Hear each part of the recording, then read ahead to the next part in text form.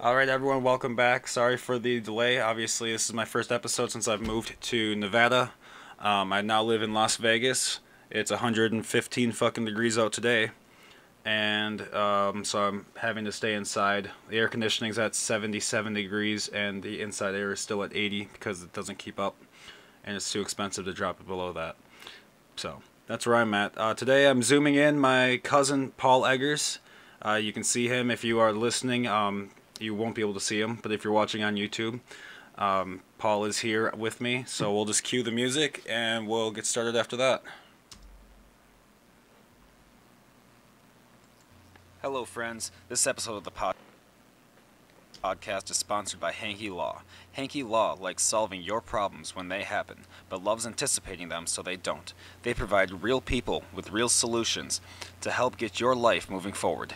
Hanky Law provides criminal defense, family law, personal injury, and civil law. Listen, the legal system can be intimidating and scary. If you find yourself in the legal system, it's important to have lawyers who can explain the process, navigate the legal system, and protect your rights. Hanky Law's experienced attorneys use their knowledge to skillfully defend their clients. Maybe your family is needing representation during a stressful or emotional event. Hanky Law can help. Hanky Law is comprised of Blake and Kelsey Hanky with a family of their own, so you can trust they understand the value of keeping the best interests of you, your finances, your future, and the long-term interests of your children in mind. If you are needing legal help in North Dakota or Minnesota, go to hankyjustice.com or call 701-746-4529. Hanky Law, counselors and attorneys at law.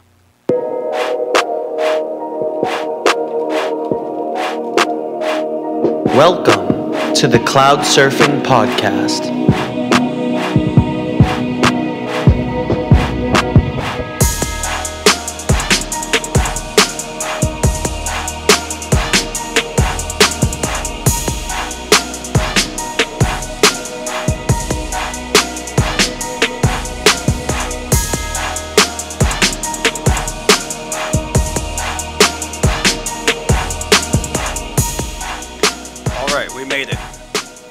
Survived. All right, you are on screen, Paul. How you doing? I'm doing very well. Good. Doing very, very well. What is it? 4:30 here, Midwest. 4:30 your time, 2:30 my time. It's beautiful here on the West Coast. How about you? What's it like in the Midwest right now? It's mid-70s right now, nice and sunny, but we've been getting some pretty crazy weather. We had a storm last week that knocked down a bunch of trees over on Bike Path by me, so I haven't seen the rain. I don't know, a lot of utility vehicles and stuff. Do you have any damage on your shit? But no, I'm excited to hear about the move to Vegas. Dude, it's been great. But no, I'm excited to hear that you're finally moving out of the Midwest. Yeah, dude, getting out of the Midwest has been huge. It's kind of crazy because a lot of people don't really think of it as like leaving, you know. Nowadays, I mean, how far away is the Midwest nowadays than anything? You know, you can fucking hop on a plane and get anywhere you want. But, you know, it took a lot of heat from our family, too, knowing, like, you know, oh, you're going to leave the Midwest. Well, now we can't just pop in and see you. It's like, yeah, that's kind of the fucking point. But yeah, that's my big fear about this podcast. We're going to hear about it at Christmas. Oh, I'm sure we will. That's okay. But no, that's so I mean, what's the difference like people, right? Like, you know, the Midwest, everyone's kind of so nice. Like, you know, yeah, I would say. I went for a run this morning, right? And people, I passed this one guy. He says good morning to me. And then on the way back, I see him again. He says good morning again. It's just like, I don't know if it's kind of the presence in the water or what's going on, but the Midwest kindness is hilarious. Well, Las Vegas is like almost entirely made up of Midwestern people. Like, everyone is transplanted down here. Everyone that I meet is like, no, I'm from Ohio. I moved here 15 years ago. It's, oh, all right. So, yeah, there's some native people down here, and even they're pretty fucking nice, too. Like, you really don't get the huge dickheads till you get to L.A., and, I remember going to L.A. to visit because I was going to move there before I moved here, and fuck that. Dude. Dudes outside the comedy store. Right now. Jeez. No, well, and this was before all the shit hit the fan. So, like, I would leave the comedy store, and there would be dudes outside, like, on the street shooting up in their neck. No question. They didn't care. Didn't care at all. Oh, gosh. Oh my god. But no, yeah, so I'm just trying to think. What's the food like in Vegas? Is it just local dives or is it all chains over there? It's pretty much chains, bro. It's pretty much all chains. There's really not a... I mean... I'm trying to think of even like a local place anywhere. I mean, to be honest with you, the casinos have some bomb-ass food. Like, they're not open. Oh, Yeah, what's really weird is, like, you can't perform right now, so, like, there's no comedy clubs open. Well, the clubs are open as bars. So, like, you can go in and eat and drink, but you can't, like, tell jokes on... That doesn't make any fucking sense to me. I don't get that. Yeah. Like, so I can come in and eat and drink and not wear a mask while I'm sitting down because the virus doesn't spread when I'm sitting. But you tell jokes on... that guy from the bubble, right? The NBA bubble, where they gave him a pass for his funeral and the family. Oh. I think I'm probably butchering this whole story. Yeah, no, but, stop at the strip yeah, club. he gets an exemption, go to a funeral, but then social media outs him, saying he was out at a strip club. But it turns out he had no contact with any of the performers, and there's a receipt for wings. Johnny Manziel's come to his defense, saying that those are the best wings he's had in the area. But, I mean, I don't know. Strange times. God, I am getting... How do I make this full screen? There we go. I'm so sorry. I'm getting mail notifications out of the corner of the screen, and it's... Yeah. Well, it's a lot of troubleshooting. This is the first one from Vegas, right? This is the first... I mean, I tried to get all the shit ironed out, but I'm sure there's going to be issues. Yeah. It's the first virtual one, because you're not really allowed to host a podcast anywhere right now. I mean, you can. It's legal. But nobody really wants to do it because... Have you seen the comment sections on some of these podcasts? Like, you'll upload and everyone's like, fuck you not wearing a fucking mask and you're in the same room as that motherfucker. Dude, what? What? Oh, man. Like, Joe Rogan's catching heat. It's like, Joe Rogan has a medical staff at his podcast building. Right, everyone's getting tested. It's so crazy. Like, they aren't doing... Yeah, David Blaine stabbed himself through his arm. Hey, kitty. Yeah, right, yes. So this is one of them. Hello, everyone. Hi, baby kitty. Yeah, you could see But, back.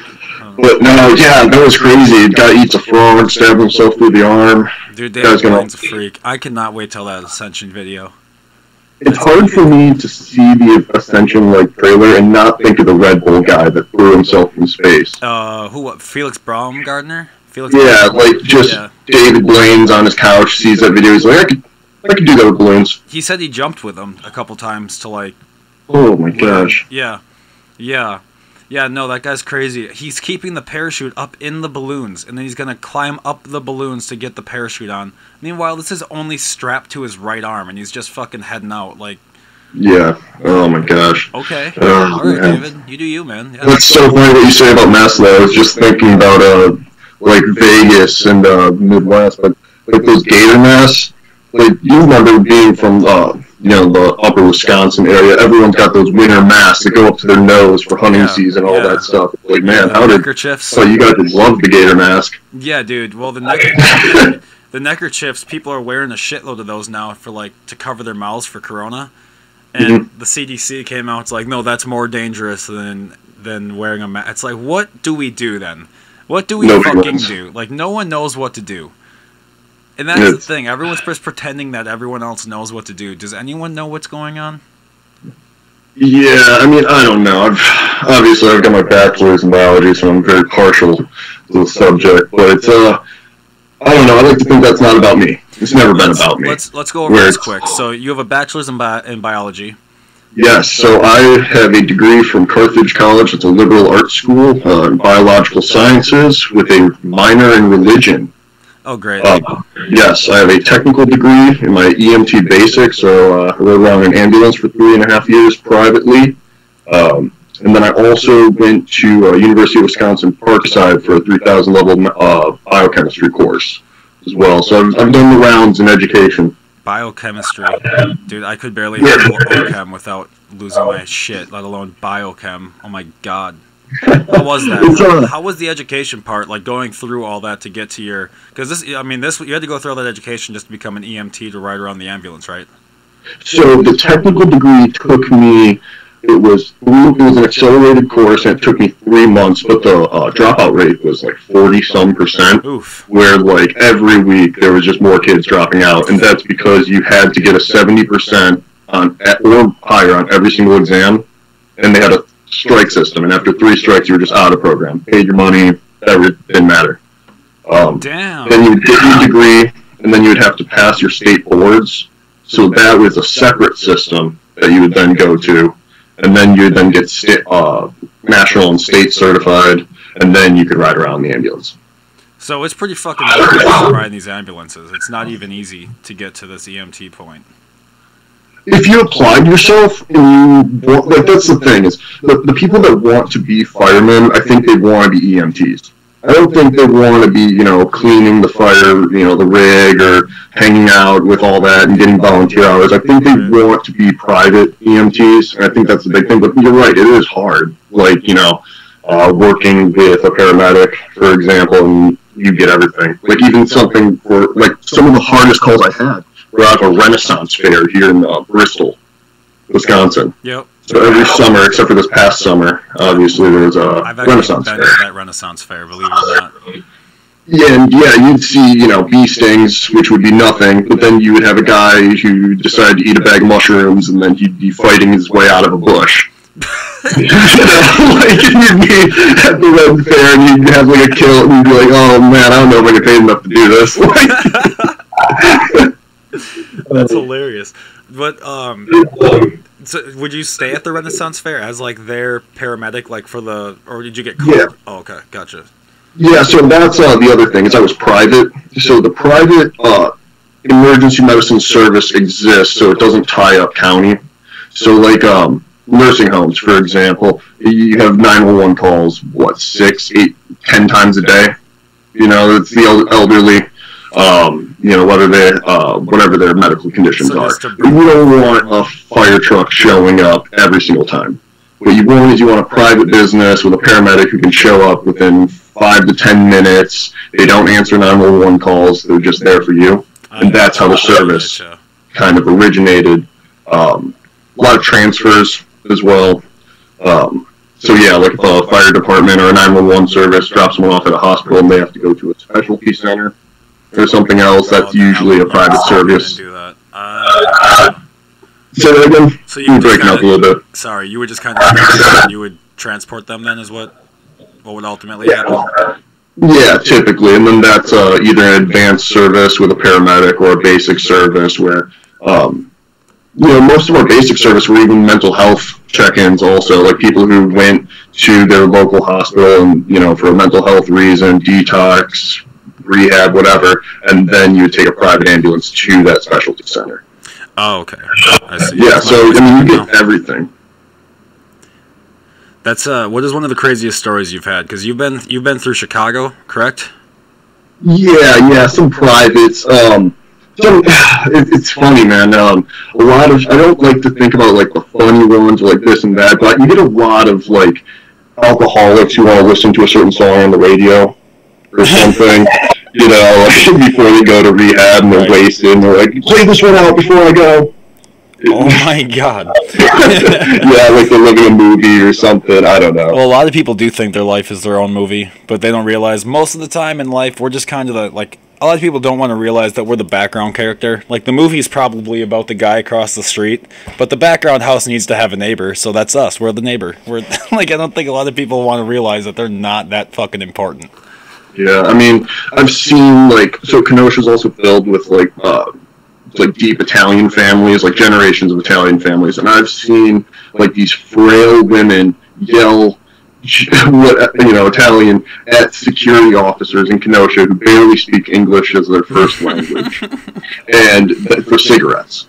Just like, I'm going outside, you're like, man, you're in the ER, we can't let you have a cigarette. And they, the security officer has to tackle them or whatever. Yeah, it's like seeing old ladies get iced, what they'll call it. But yeah.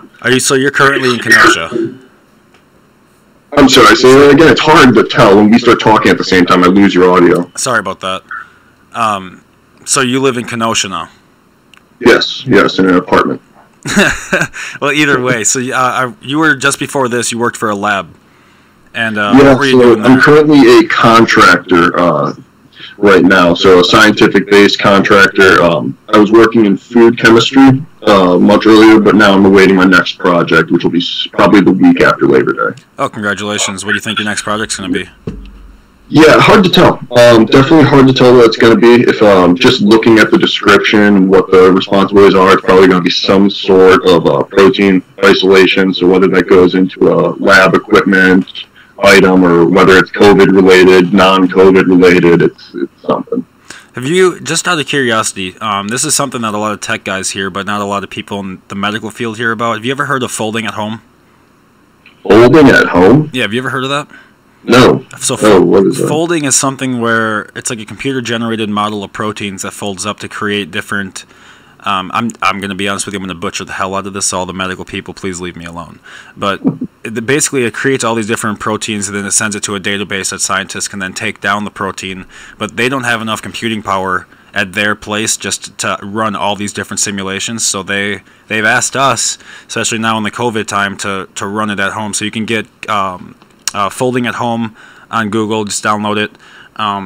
It's a really basic, shitty-looking program. So if you're kind of sketched out, like I don't know if this is it, that's probably the one. But it's great. That's cool. It's great. They've nothing about it. This is the first time I've heard about it, but I can guess just from like some of the online protein models I've played with in the past. There's a lot of value in that.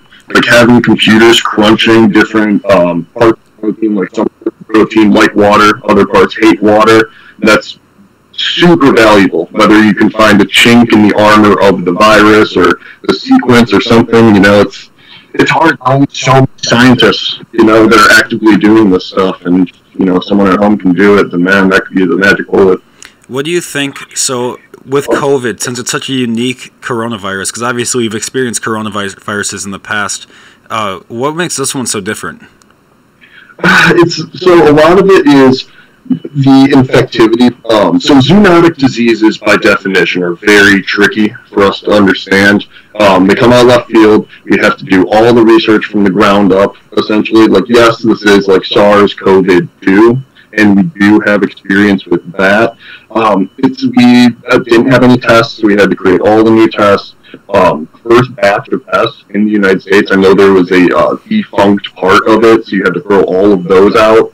But what makes it different is in terms of the first COVID that we had, that lethality rate was much higher, I believe. And if you've ever played the game Plague, right? Yep. Like you want your infectivity to be super high, but your lethality really low. So it gets into the population and it can mutate really quickly. And that's kind of what's going on. What else do I know? It's an RNA virus, so it doesn't have to enter the genome. It can hang out in the cytoplasm. I hope that's still true, unless, I haven't read on it in quite a few months. So is that a good thing then? I'm sorry, is that a good thing that it hangs out in the cytoplasm instead? It means it can replicate much faster. So typically, a virus can enter and then change the host genome and then turn that cell into like a little factory. Okay. The factory is occurring outside in the cytoplasm. So that's the gooey stuff. That's like the 80%. You've seen that picture before. Yeah. The soup area. Okay. So that's interesting. Okay. All right. I'm trying to remember all of my college bio stuff, trying to remember RNA and what that, all that stuff. No. Well, I graduated in 2018, so I'm rusty in it right now, too. I was watching this thing recently, since we were talking about labs and stuff. Do you remember the Tylenol poisonings in Chicago? I do not know about the Tylenol poisonings. So there was, they still don't know exactly what happened, but there was, I think, like 13 poisoned Tylenol pills, and it killed like a family of 5. It killed just a bunch of random people, and they could never figure out what was going on. And that's when they had to start doing all like the safety seals on the top, where it's like sealed for your protection and blah blah blah. Mm-hmm. I was just curious, like how would something? Because obviously, I'm guessing I know you worked more in foods and not with like prescription or drugs or anything, but like how would something like that get past like inspection? Is this just kind of like a sign of the times? Ooh, excuse me. So a lot of it is complexity of chemicals. Like there's what are called enantiomers, and they essentially, so like your hands are left and right. They're the same, but they're different. They're mirror images of each other, right? Chemicals are the same way. And in the manufacturing process, that left-handedness and right-handedness is unknown. So until it does come out and there are side effects, these things, it could be a manufacturing process, it could be an unknown chemical process that's happening that slips through the cracks, and you really don't know until it gets into market. Okay. That this is potentially So it harmful. could have even just been a mistake within the manufacturing, that it would have just been something slightly off that caused this to happen too. Well, not even a mistake. It could just be a gap in knowledge, too. You know, it could just be some product that you ran through some safety testing and looked good, and then it comes out later that there's people with hyperallergies to a certain left-handed chemical or right-handed chemical. So it's just be an unknown thing that's happened at that point. Yeah, I mean, the thing is you don't want to think that these companies are selling pharmaceuticals knowing that they're going to, injure people. Right. No, I would hope not. Yeah, you want all that manufacturing process finely tuned. But I mean, there are gaps in knowledge.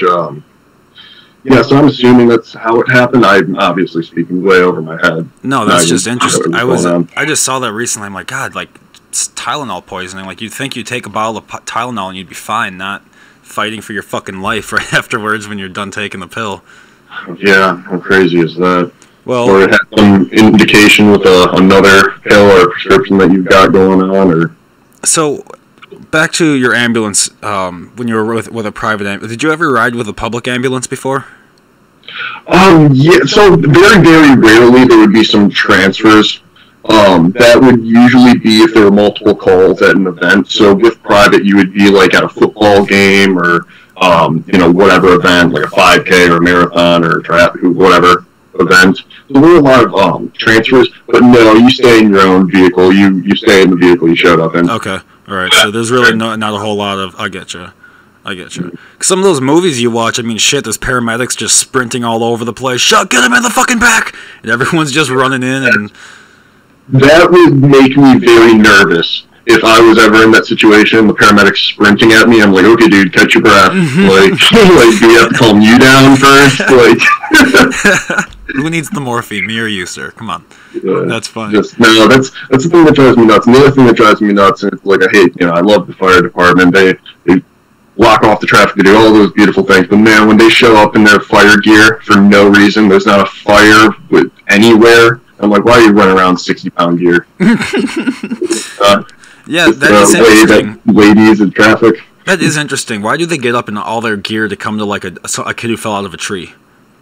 I don't know. I forget which year it was, but there were 1,000 calls, 911 calls in however many period of time, and only 3 of them were fire related in Kenosha. 1,000 calls, and like 3 of them were fire related, and I'm like, man, what are we doing? So mostly just medical then, is what firefighters normally go for. Okay. Yep. So they bring the whole rig out and everything to go like do something an ambulance would normally do. So why wouldn't the fire department have like an ambulance?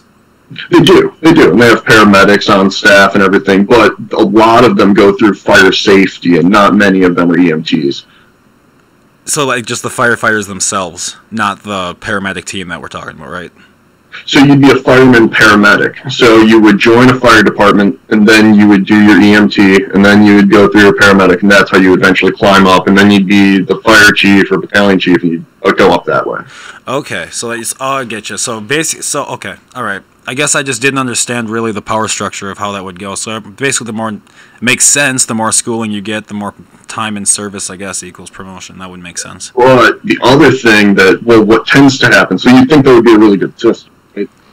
I mean, it sounds like it. How many people took that 3-month class in Kenosha County that are trying to get on the fire department that have to do however many volunteer hours just to prove they're competent, and then the fire department hires you? Because, man, the county's not going to be happy with an incompetent, fireman. Right. No, definitely not. Yeah. That's interesting. So they volunteer. That's why you hear everyone and their brother is a volunteer fireman. Like, yeah, I'm a volunteer fireman. I'm hoping to get on the department. It's like, yeah, I mean, you really do have to earn your stripes there. Oh, that's really. I had one of my friends, and he was on the show too. He's a volunteer. He was a volunteer for 2 different cities, and then he got hired down to one. He's still a volunteer with the other. So I think he was volunteering at both just to see which one he could get hired on at. But he stays volunteering with another one, so he still goes to all these calls that he's not even working for. Yeah. Shows up for the pregnancy. shows up for the at-home birth, kissing babies, and newspaper articles, yeah. Oh, speaking of pregnant ladies, this has nothing to do with it. How did your MMA gambling go? Oh, John, please talk to me about that. Trigger Sean O'Malley took my money. So you were so O'Malley took my money. you were It wasn't also, anything. I threw $20 on it, but I had Steve A in the main event, and so yeah, I went well. I'm not sure who's pregnant in that MMA gambling parlay, but no, that makes no sense at all. I was just curious because you grew up, you were in Taekwondo. You have your what else were you in? You were why don't you go ahead and explain it? Yeah, so I was in Taekwondo primarily. My claim to fame is when I was a child star at 10 years old. I won nationals, so I got a nice big gold medal at home. And that was probably one of the worst things that happened in my life. What was the worst thing? Wait, say that again? Why was that the worst thing that happened to you in your life? Oh, it broke my governor. It's like, oh, this is it. Oh my god. Ripped it right out. Like, you're national champion at 10 years old. It's like, now what? For your how did that work? Is that for your weight class or for your age group or what? Oh, it's so hilarious. Like, it's not even an accomplishment. But it's we're talking about 10-year-old weight classes and then belt divisions. So yeah, it was like a red belt, I believe. And then a few years later, I got my Cookie Wand black belt. So that is on a plaque. So if you go to South Korea in the World Taekwondo headquarters, my name is somewhere there. Oh, hell yeah, dude. That's sweet. Yeah, that's cool, I guess. But yeah, now did some boxing, a little bit of wrestling, a little bit of jiu-jitsu, but nothing formal. I haven't competed since I think I was like 16. But well, isn't that weird? Played volleyball, played international volleyball for a little bit. Yeah. Laughingly international. Well, that was your college scholarship too, was volleyball. You were a college athlete. Yeah, it was an academic scholarship, but yeah, I did play volleyball over at Carthage. But I would say, I don't know, like, it sounds bad to, like, trash the NCAA, but, like, I had way more fun playing club volleyball against, like, the Team Canada, like, to see the 18U Team Canada. I'm like, man, I'm going to be watching you guys on the Olympics, and they just put craters in the court. They just walk us off the court. It's like, yeah, wow, that was spectacular. Yeah, that was as great. opposed to getting into, like, 5-game slugfest with Division III's finest. Division III's finest. It's still cool that you got there, though. It's still pretty sweet. Yeah, I'm traveling to, like, NYU, and like, one of my, like, big, like, martial arts moments was I sat next to Rashad Evans on a plane from New York to Chicago, and he won the UFC light heavyweight title. That was cool. Wait, that was a good moment. Like that year that you were with him, he was the. No. He. Okay. So that would have been 2015. So that would have been towards the end of Rashad's career. But no, he had won the belt over Chuck Liddell, knocked out Chuck. Or no, was it? I forget how he got the belt. But either way, he knocked out Chuck, and that's the big claim to fame. And you have never seen so many sad dudes in affliction shirts than that night. Affliction shirts are how you know somebody's from the Midwest, stayed in their hometown area, and then takes their wife out to Applebee's as a nice meal. That is the epitome of an affliction T-shirt to me. Yeah. I think affliction is one of the what is it, like $75 for a fucking T-shirt? Oh, I don't know. It's ridiculous. I have no idea, but man, ridiculous. I'm at the airport, and I'm looking up, and I see this guy, and I'm like, man, he looks a lot like Rashad Evans. He's, getting a little closer. I'm like, I don't know, it's like, I don't want to be that guy. But then I see that he's got a team jacket on, and I'm like, okay, 100% him. So it's like, hey, Rashad, I'm a big fan, good luck, whatever. I forget what I said. But he was on my flight, like, 2 hours later, boarding. And the school, so the volleyball program, they're not, calling at 5 a.m. to get us Class A boarding. And I'm a freshman at the time, so I'm in the back of C-class boarding. So I had gone to the back of the plane and did find a place to sit. So we're now walking towards the front of the plane, and this guy's like, hey, kid, why don't you, sit by me? And it was Rashad. Because, yeah, he probably recognized you. Yeah, it was fucking cool. That is really fucking cool. Yeah, just because I waved to recognize them in passing. Like, I don't know, I didn't ask for a picture or anything. Obviously, he's pretty cool. Like, but what's he like as just sitting and talking to him? What's he like? Oh, really? So he's like very genuine, like genuinely interested about he asked me like where I'm from, asked about the program, asked volleyball, and then we talked a little bit about fighting. But at one point, I was studying for a test that I had in my cell and Molec class, and I pulled out my textbook, and he started asking me about it because he has his PTs and he's got doctors and stuff, and he's like, "Oh, can I see that?" And he was actually like interested in the textbook.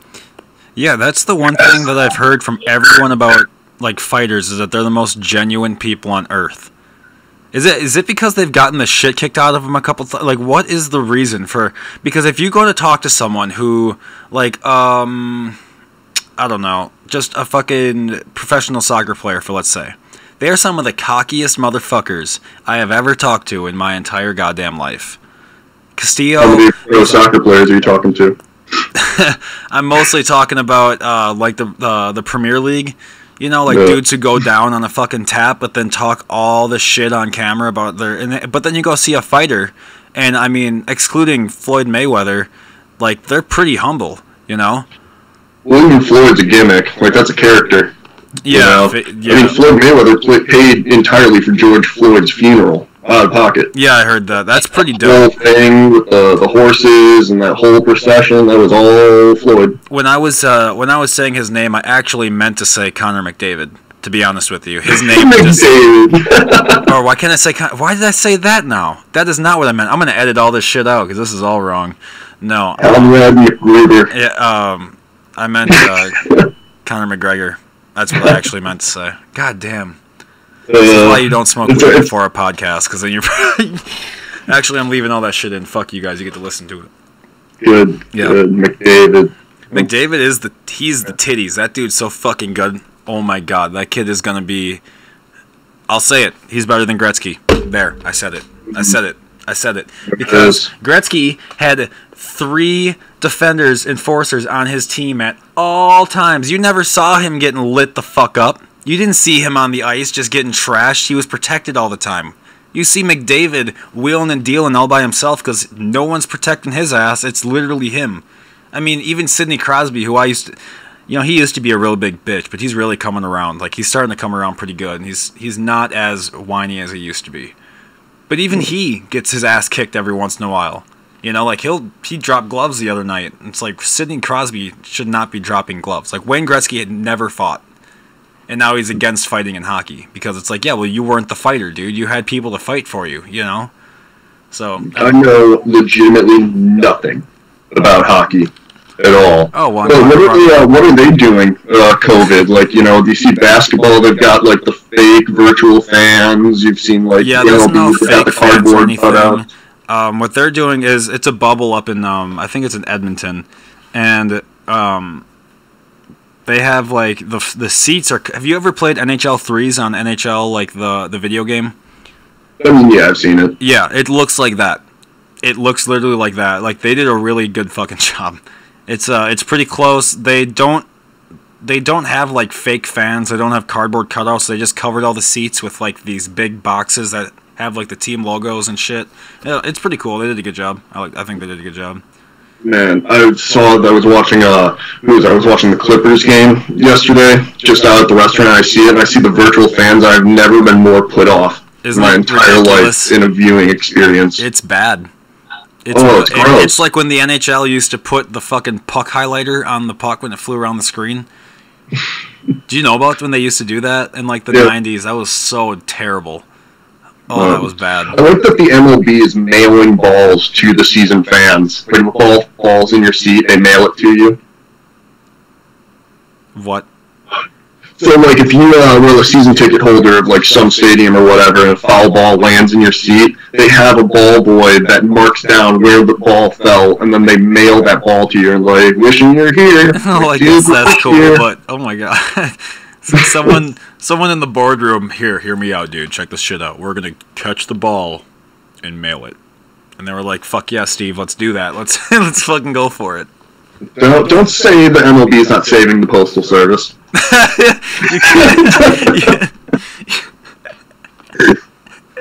Talking about the fucking Postal Service, what is going on? I know there are MLB haters out there saying the MLB is trying to destroy the Postal Service. What's going on with the Postal Service even? What the hell is happening? I barely know what's going on. I just saw like 2 weeks ago there was breaking news of 670 mail sorting machines going away for Absolutely no fucking reason. And then everyone starts freaking the fuck out, and now the Postmaster General's like, yo, we're not going to do that anymore. It's like, bitch, but why the drama, motherfucker? We're all just trying to live day to fucking day here, and you come along taking 670 mailing machines out right before mail-in voting spot. You fucking think no one's going to get pissed about that? God damn, like, our bureaucrats just do shit just to piss everyone off, and then everyone gets all armed and pissed off, and then they back off last minute. Like, what the fuck are you doing? Yeah, it's definitely weird to see. I don't know. I went to a liberal arts school, man. Well, so we talking about, political sides is hilarious. But no, I mean, the way voting is a right. Like, it should be easier than driving a car in this country. Like, it literally should be. You have to pass a test to get a driver's license, but somehow you need a driver's license to vote. Like, what? Like, that doesn't make any sense. Like, you need a photo ID. Like, I don't understand how that works. But it's, like, I don't know, look at your state in Nevada. Don't you guys have mail-in already? Yeah. The neighbors in Utah, they have mail-in. We already got all of our ballots. Yeah. So, here's some things about mail-in voting. Is it necessary right now? Yeah. There's a fucking pandemic going on outside. I don't know if anyone's paid attention, but just because Americans feel like the pandemic's over, it does not mean that the pandemic is suddenly... Oh, like, I don't understand. We as a country just decided we're bored now. You know, we're tired of this fucking... It was fun. We watched Tiger King. It was great. Haha. But now we're tired of this now. Now we all want to work again. And listen, I get it. We all want to work because we're broke. But, like, dude, you're bitching up the wrong tree right now. Like, you're rioting over not having any money. Well, who took the money from you, you fucks? And then who's making it such a huge deal to give it back to you when they said they would in the first place? Yeah, I mean, that's what I see. I saw that, like, the stimulus, from the first week of stimulus checks to now, it would be like $8 a day. Like, that $1,200 check is essentially gave you $8 a day. Yeah, you're welcome. Yep. Good luck. If you got kids, you are fucked. Honestly, I feel bad for people with their own little family right now, just starting out a family. You're fucked. What do you like? They shut down everyone's job. You can't go to work. Nope. No. I don't know, Jake. There are probably a lot of deadbeat dads that are stuck at quarantine at home right now, or would be deadbeats. They're just at home now. They're stuck. Oh, having to tend for their children. Maybe. Who knows? Maybe this is what they need, to be home by their kid, to realize it's not just a fucking screaming machine. Who knows? All I know is that if the guys take your job away from you and don't allow you to have another one, they better have a fucking plan as to how you're going to survive for the meanwhile. Because they don't. They were just like, you know what we're going to do? Shut it all down. 2 weeks. We're going to close it for 2 weeks, everyone. And then fucking 6 months later, people are like literally being evicted, and people are having to riot outside of courthouses to keep landlords away. To keep people from going homeless in our fucking country. Like, this is out of control. Jordan and Kenya and Lithuania are all ranked higher than the United fucking States in coronavirus response. Out of control. Absolutely ridiculous. Ridiculous. And they don't give a fuck. They all had their everyone's home for the August recess. Everyone have a good summer. Thanks for not passing that second coronavirus package. Thanks for doing literally nothing. What did you do? Ban some Confederate statues from the fucking house? Thanks. We need food. Yeah, and then that executive order is toothless. It hasn't come out. Like, nothing came of that. Nothing's happened. Okay, we're going to go ahead and extend that protections. People are getting kicked out right now by a sheriff somewhere. Well, you know that unemployment extension didn't go through. Like, it's not. Yeah, it's not happening. It hasn't passed. Yeah, it's not going to happen until Congress comes back and deals with... Congress has the power of the purse. Not the president. The president, they try to take over all this power, and for whatever reason, the other two branches keep giving it to him. But he can't just sign away trillions of dollars. You need to fucking have a Congress for that reason. And what you've got is Nancy Pelosi and Chuck Schumer running the show on the House side, and Mitch McConnell running the show on the Senate, and it's just those three and the president making decisions. That's fucking it. There's no one else. You think your representatives represent you? You're kidding yourself. No, well, it's like I had the thought a few days ago where it's like, man, I really don't want to spiral off on COVID. That's like one of the last things I want to do. Well, this isn't even about COVID. Stand. This is just in general, just how terrible like, I don't know, we've known, at least I've known for a while, that our government is and has been a fucking puppet show, and that it's always gonna been, it's a fucking house of cards. It's always been a house of cards. Since the 70s, our government's been a house of cards. Well, it's like, so I got a COVID test. I had that one, I fired the I got the same my one, nose. dude. Yep, did I not tell you? I got the same fucking one. No, you did? Yeah, but it took me a week to get my results back. It took me a week. Why did it take you a week? It took me 2 hours. I don't know why. I did it through the local pharmacy, through the Minute Clinic. But yeah, it took a week to get my results back. That's fucked. I went through that drive-through thing where you just roll on your window and they like just fucking right in your car. And then you yeah, drive they home. actually stopped doing that in my area the week that I went out for it, which is awesome. I think that's because the federal funding for it's gone now. Nevada kept some open. I think the state still has some here that are still. Well, I know the state still has some here that are open, but. But one of the things that I feel the most interesting about COVID is all the new hobbies that people are coming up with. Like, that was the most curious thing to me is how many friends of mine started making their own bread. They started making their own sourdough dough, and I'm like, what is possessing you to get these crazy hobbies? Is that because there's no preseason football? Like, I've got buddies playing disc golf now. I'm like, why are you playing disc golf? Yeah, dude, disc golf is taking off huge. Everyone's playing disc golf now. ESPN's running tennis ads. The Williams sisters are fucking needing some support, man. That's what's going on. God. Oh my God, on the radio, I heard the most unironic thing on LASIK ever. So, you know, the LASIK commercial is like, improve the little things in your life. Don't put glasses on to read. See billboards from far away. And I'm not kidding. In that sequence, they say, no need to wipe off your glasses after a long time wearing a mask. That was in the LASIK radio ad. That is like a tiny inconvenience. Yeah, yeah. See, that's a sign of the times you're getting LASIK, so you don't have to wipe the fog off of your glasses anymore. Have you ever seen that video? There's this guy, I think he's in a Sears, which it's like, I didn't even know Sears was still a company. But there's this fucking guy, and he's in a Sears. He doesn't have an ear, so he can't wear a mask, because his ear is gone, like it's a hole. Oh, jeez. And these guys are like, sir, I need to ask you to leave because you're not wearing a mask. And he's like, I don't have an ear, I can't wear a mask. And they're like, yeah, you need to get out. And he was like, fuck you, like I'm not getting out because I can't. He's like, it's a $75,000 fine if you want to call the police on me. And they're like, you need to get out. And he was like, call the fucking cops, faggot, do it, fuck you. And it's on like all these. It's very bold. It's on all these, like, it's a very bold response. Trust me, I don't agree with calling people a fucking faggot because they're telling you to wear a mask. I get it, dude, your ear's gone. I'm sure he was very frustrated that he already lost an ear, and now he's got dudes who are like, you should have been thinking about that before you lost your ear, bitch. Like, I'm sure he was frustrated. Like, in all the daily inconveniences of having one ear, this one definitely surprised him. Oh, for sure. He did not expect to go into Sears and get his ass kicked because he can't wear a fucking mask. Yeah, this one got him from the bottom. Yeah, gosh, that's 2020 is just very unexpected. I mean, even my mom, for example, riding a bike, gets hit by a car, riding a bike, and the car gets off. Yeah, how is she, by the way? So she's still upset about it. I think that's the bigger thing. She's just more angry. Because she got hit by a car, and then it ran away. That is the fucked part. They ever know who did it, or like is that just? It's been a week and a half and still nothing. I hope they figured whoever fucking hit her, dude. I mean, someone's got to have a car with a fucking dent in the front of it from hitting a person. Yeah, like what? There's got to be a car.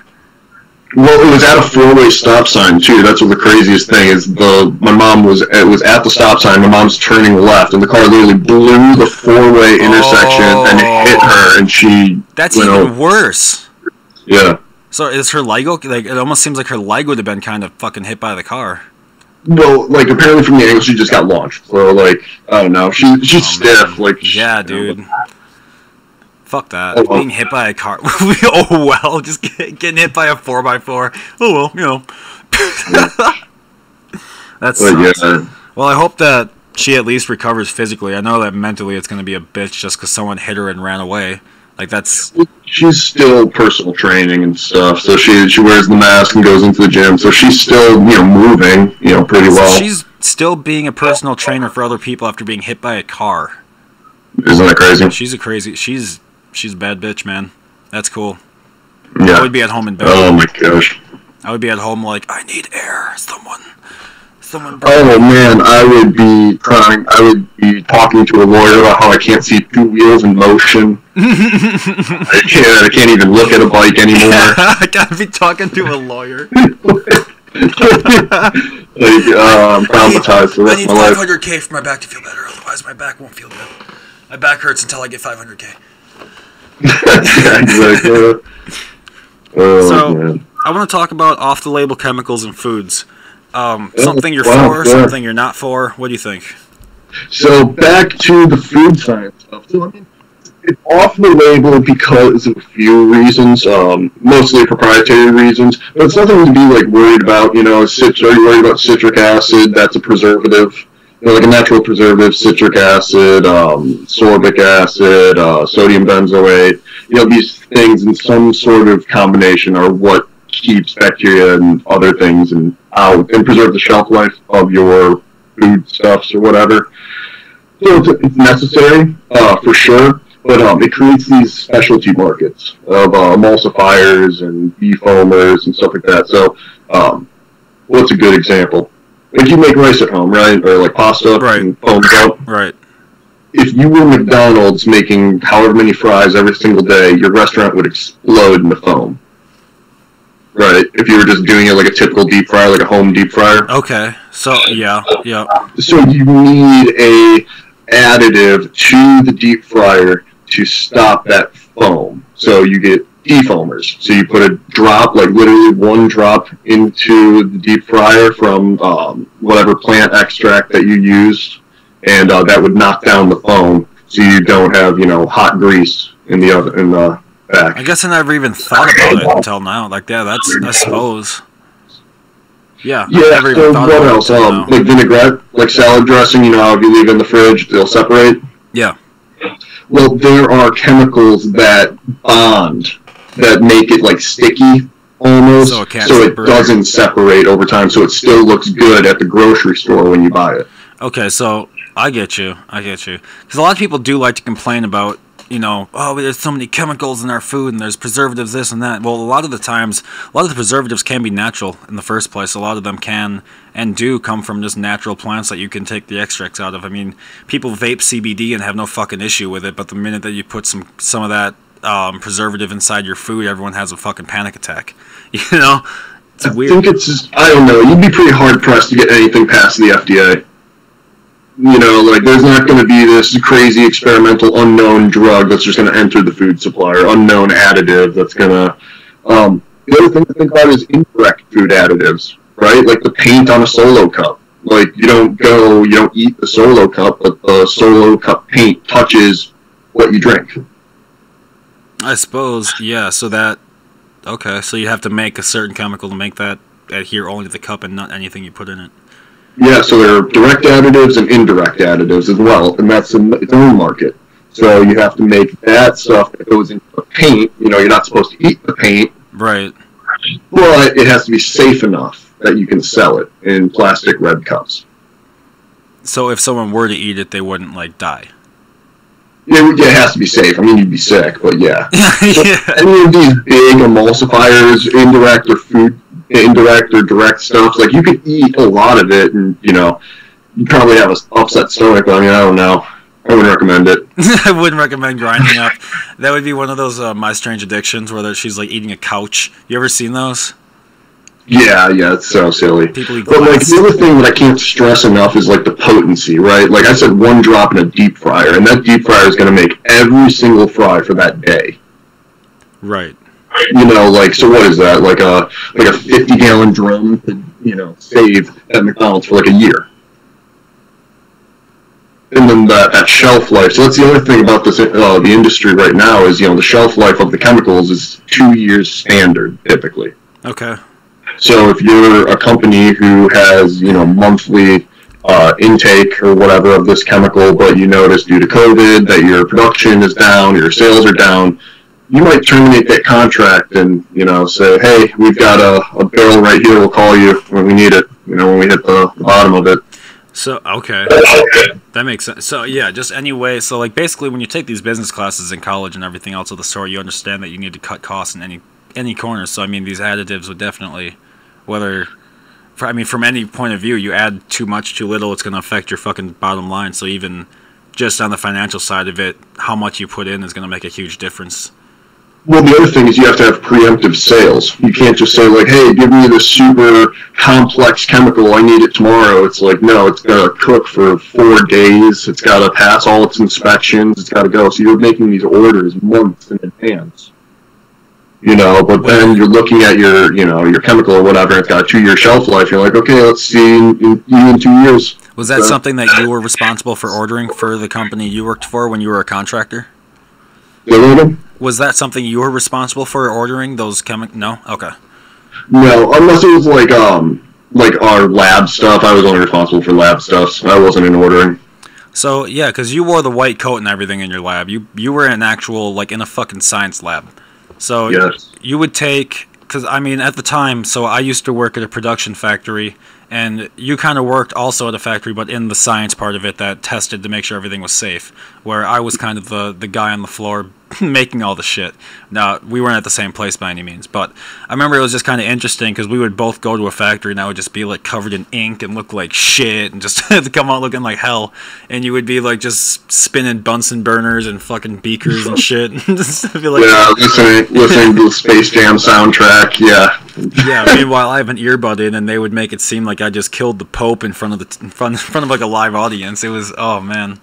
Oh, yeah, because if an OSHA guy comes in and sees you with that headphone in the warehouse and everyone gets sued into the ground. Oh, yeah. If an OSHA guy went into that factory, me wearing a headphone would be the least of their fucking worries. Let me tell you fucking what. That place was, I could not even believe it. I can't, I'm not going to shit on the factory because the factory workers were always nice to me because I worked for a contracting business that went in and worked I worked for a company that then was hired to go work for other people, to like make their ink and their color for them. So, yeah, their business was a dump. They didn't have any maintenance schedules. Everything just, when it broke, they fixed it. Like, there was no preemptive maintenance, nothing. It was, I might end up with lung cancer from working there, I'm serious. That was a pretty bad experience. No, I definitely had it pretty good. But my contract expired, and contractor on to the next. Hey man, I get it. I'm fucking booking to booking for comedy gigs. I totally get it. Yeah, all those keep getting, dude. Well, fuck, they all keep getting canceled. Like I was supposed to go to New York in October, and they canceled it already. It's like August. It's like what the fuck. What the fuck? I mean, it's not like they canceled me because I'm the asshole and they let everyone. No. They like canceled everybody. Like, not even Tim Dillon or like, not even Joe Rogan can get a show in New York right now. Yeah, no, that's... Meanwhile, they just approved for kids to go back to school. No, it's fine. It's fine. You can go to bars and restaurants. Just don't drink at the bar, and you have to... If you're sitting down, you can take your mask off. But if you think you're going to be laughing in my fucking establishment, you're out of your mind. No fun here. Get that the fuck out of here. It's the dumbest logic. There was this report that came out by the BBC today. I don't know if it was their reporting, but it was their reporting, but I don't know if they made the study or not, but saying that there is little to no risk of catching COVID in an airplane. I'm sorry, in the germ tube? The flying germ tube where everyone gets sick always is where I'm not going to catch COVID, but being at a comedy club is where I'm going to catch COVID. Shut the fuck up. But the thing that'll drive me nuts is you go to that study, right? And that study is probably based on a very small pilot study where they like socially distanced everybody and they let people put masks on. They spaced all these roads. There are probably all these different nuances to it. And someone just pushed the headline, safe to fly. Yeah, that's probably what happened. That's probably exactly what happened. Either way, I'm getting frustrated because I haven't had a show since March. That's fucking out of control. You're going to tell me I can't work since March? Like, get a fucking job. Where? Where? Working for You can't even write for anything, fucking... too. No, you can't. No one's hiring anyone. No one's, like, even the ones that are, it's like $9 an hour. You'd be making more just drumming on a bucket in the street in Vegas, collecting change from people as they walk by. Like, that, it's ridiculous. It's fucking ridiculous. Yeah, people are going to go back to work. They're going to work really hard. It's going to be great. Where? Man, maybe Goya beans. What? Maybe the Goya beans, but definitely not Goodyear. You remember the Goya thing? Okay, I get you now. Dude, he didn't even ask Goodyear either. So what we're talking about is President Trump put out a tweet calling to boycott Goodyear tires because there was a leaked screenshot, quote unquote, from an office meeting. And Goodyear is like, yo, that we did not make that. That is not us. The president didn't even ask. This is the president of the United States just calling out a fucking boycott of an American company over a fake picture on the fucking internet. Dude, relax. Are you shitting me? Don't you have some shit to worry about?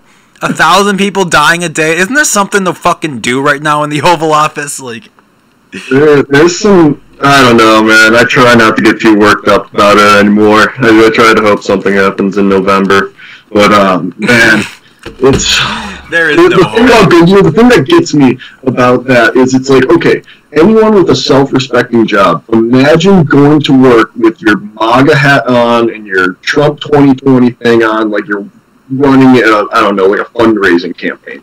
Your manager would show up and be like, hey, you can't wear that here. Whether or not it's MAGA or it's... Or Biden or the local county dude. You're advertising a political statement at work, you need to fucking change, dude. You need to change. You can't do it. Yeah, no, you can't do that, but so what? Trump's gonna have a tantrum about that? I don't know. It's just so weird to me. Like, this is the hill he wants to die on. Dude, he dies on every hill. Yeah. Literally, this is the one thing, like, I don't know who needs to hear this, but... You do not need to have an opinion on everything. It's okay to not know about some stuff. It's okay to just say, hey, I have no idea. Sitting this one out. If you see a picture on the internet, probably not even true in the first place. And if it is, move on with your fucking day, man. It's the internet. Yeah. Even Trudeau somehow managed to catch heat for thinking. Guys thinking for 15 seconds before a question. There was like, he didn't stick to his guns. We talked about that. How the hell are you supposed to answer that question? I'm not going to pull it up, but the video will get taken off of YouTube if I play it. But like, dude, how the hell? This dude, I'm going to see if I can pull up just an audio clip. I'm sure I can. Well, it was something along the lines of, it was like, you know, what is your opinion on the U.S. response to coronavirus? And if you don't share your opinion, what does that say to the world? And it was like, ooh, man. Something just arm-barring. Like, what do you say? And if nothing, what does that response say to the world? Bitch, are you serious? Did you really just my hair is so goddamn long. I'm so hot up here. I haven't gotten a haircut in 2 months, worrying about a fucking pandemic the right way. I have a beard because I'm stressed out. Look at this acne. I'm the fucking prime minister with acne, and you want to ask me this fucking question? Unreal. Unfucking I feel bad for... I don't even like him that much, and I felt terrible for the guy after that fucking question. I could not even believe that one. It's crazy that you managed to totally juke blackface. Oh, he fucking red-handed with so the blackface scandal, and he's just like, I did it. That's right. Still marching at a Black Lives Matter rally. Yeah, he did the Obama. He did the Obama Bush, where you just kind of, you write a book, you come out, did some blow in college, you know, had a little weed, a little blow, have a little fun. And then when you become the president, then you just crack down on drugs. And then, you know, maybe you're the governor of Texas and you make a 5-year mandatory minimum for cocaine after admitting that you used cocaine yourself. Maybe that's you when you're President Bush. Who knows? Oh, man. What a fun time to be alive. How crazy is that? How much longer do you think the war on drugs is going on for? I would like to actually... I don't know. Shout out to drugs for winning the war on drugs, first out, especially marijuana. Huge shout out. Marijuana went from cheaper, mandatory felony to essential business. It did. And it's the same federal government that keeps it Schedule 1 saying there is no benefit is the same federal government that allowed state governments to call it essential business, granting federal funds for those businesses. Now, how the fuck does that make sense? So we have 800,000 people locked up for weed while we're granting federal tax money to essential weed businesses. Yeah, it's pretty spectacular. It's like in Kenosha, for example, Kenosha County, we had a referendum on medical exemption, and it like the referendum had like 80% support or like high 70% support. Law is nowhere to be found. Never even went through the county. Yeah. You still can't. You can't now. Doesn't matter. That vote was in 2016. Yeah, well, it's because fuck you, and that's why. Let me play this clip. I gotta turn it up. You've been reluctant to comment on the words and actions of the U.S. president, but we do have Donald Trump now calling for military action against protesters. We saw protesters tear gas yesterday to make way for a presidential photo op. I'd like to ask you what you think about that, and if you don't want to comment, what message do you think you're sending? Oh, his face. Oh, this poor man.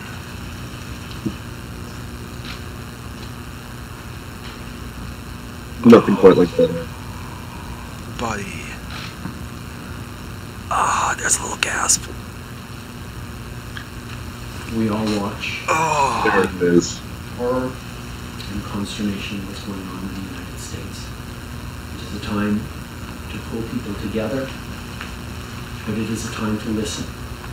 It is a time to learn what injustices continue despite progress over years and decades. But it is a time for us as Canadians to recognize that we too have our challenges, that Black Canadians and racialized Canadians face discrimination. Yeah, anyway, so, yeah, I cannot even imagine having to answer that fucking question. Good luck. He tried to start talking like 4 times, and he just, fuck, that's not the one. Don't say that one. But he nailed it. We all watching horror as to what's happening. He nailed it. He fucking nailed that speech. I don't care. Meanwhile, our president is just constantly trying to divide people more and fucking more, and it's out of control. It really. Well, if the Democrats wouldn't do this, no, dude, just shut the fuck up. You hear 10 times. So, away from that, so what ends with COVID? Like the shaking hands? Do people still shake hands after this? Hell no. You saw what happened in Wisconsin when the fucking bars opened up? Those places were packed. Oh yeah, it was disgusting. No one it was gives so crazy. No, when this is over, no one's. The only way this is going to be over is if like slowly people get allowed to do things, because you saw what happened when it opened up. Just everyone go, and every bar in Wisconsin was fucking packed. Wall Yeah, to it was. wall. I know it's starting to feel like I'm gonna win the lottery before COVID ends. But I think I'm gonna bring back bowing when instead of shaking hands. I'm gonna Sensei bring back bowing, like Taekwondo class. Yeah. Why not, yeah. dude? Why not? I think that's dope. Japanese people do it. Mhm. And they're a little tiny island country that almost conquered the United States in World War II. They were close, so. I mean, hey, that's a pretty good accomplishment. The other thing is I'm really struggling to think that like the NBA and the NFL are gonna survive out of this, because I don't think it's like playoff basketball is happening right now, and Is it really? nobody cares. Yeah, Oh, I playoff didn't basketball is even happening right now. I didn't even know. Yep. Yeah, no, I guess that's when they start back up. Is that recent? The NBA, they have their regular season already. They're in playoffs. They're all ranked, and So they're they've in been the first playing? round. Say that again? They've been playing for like a while. Yeah. Yeah, they did, Magic King, or the Wide World of Sports in Florida, Disney World. Oh, Yeah, they're doing a bubble. congrats to you guys. I had no idea. Yeah, the NBA, those guys. Well, I hope you have some viewers, because I'm certainly not one of them.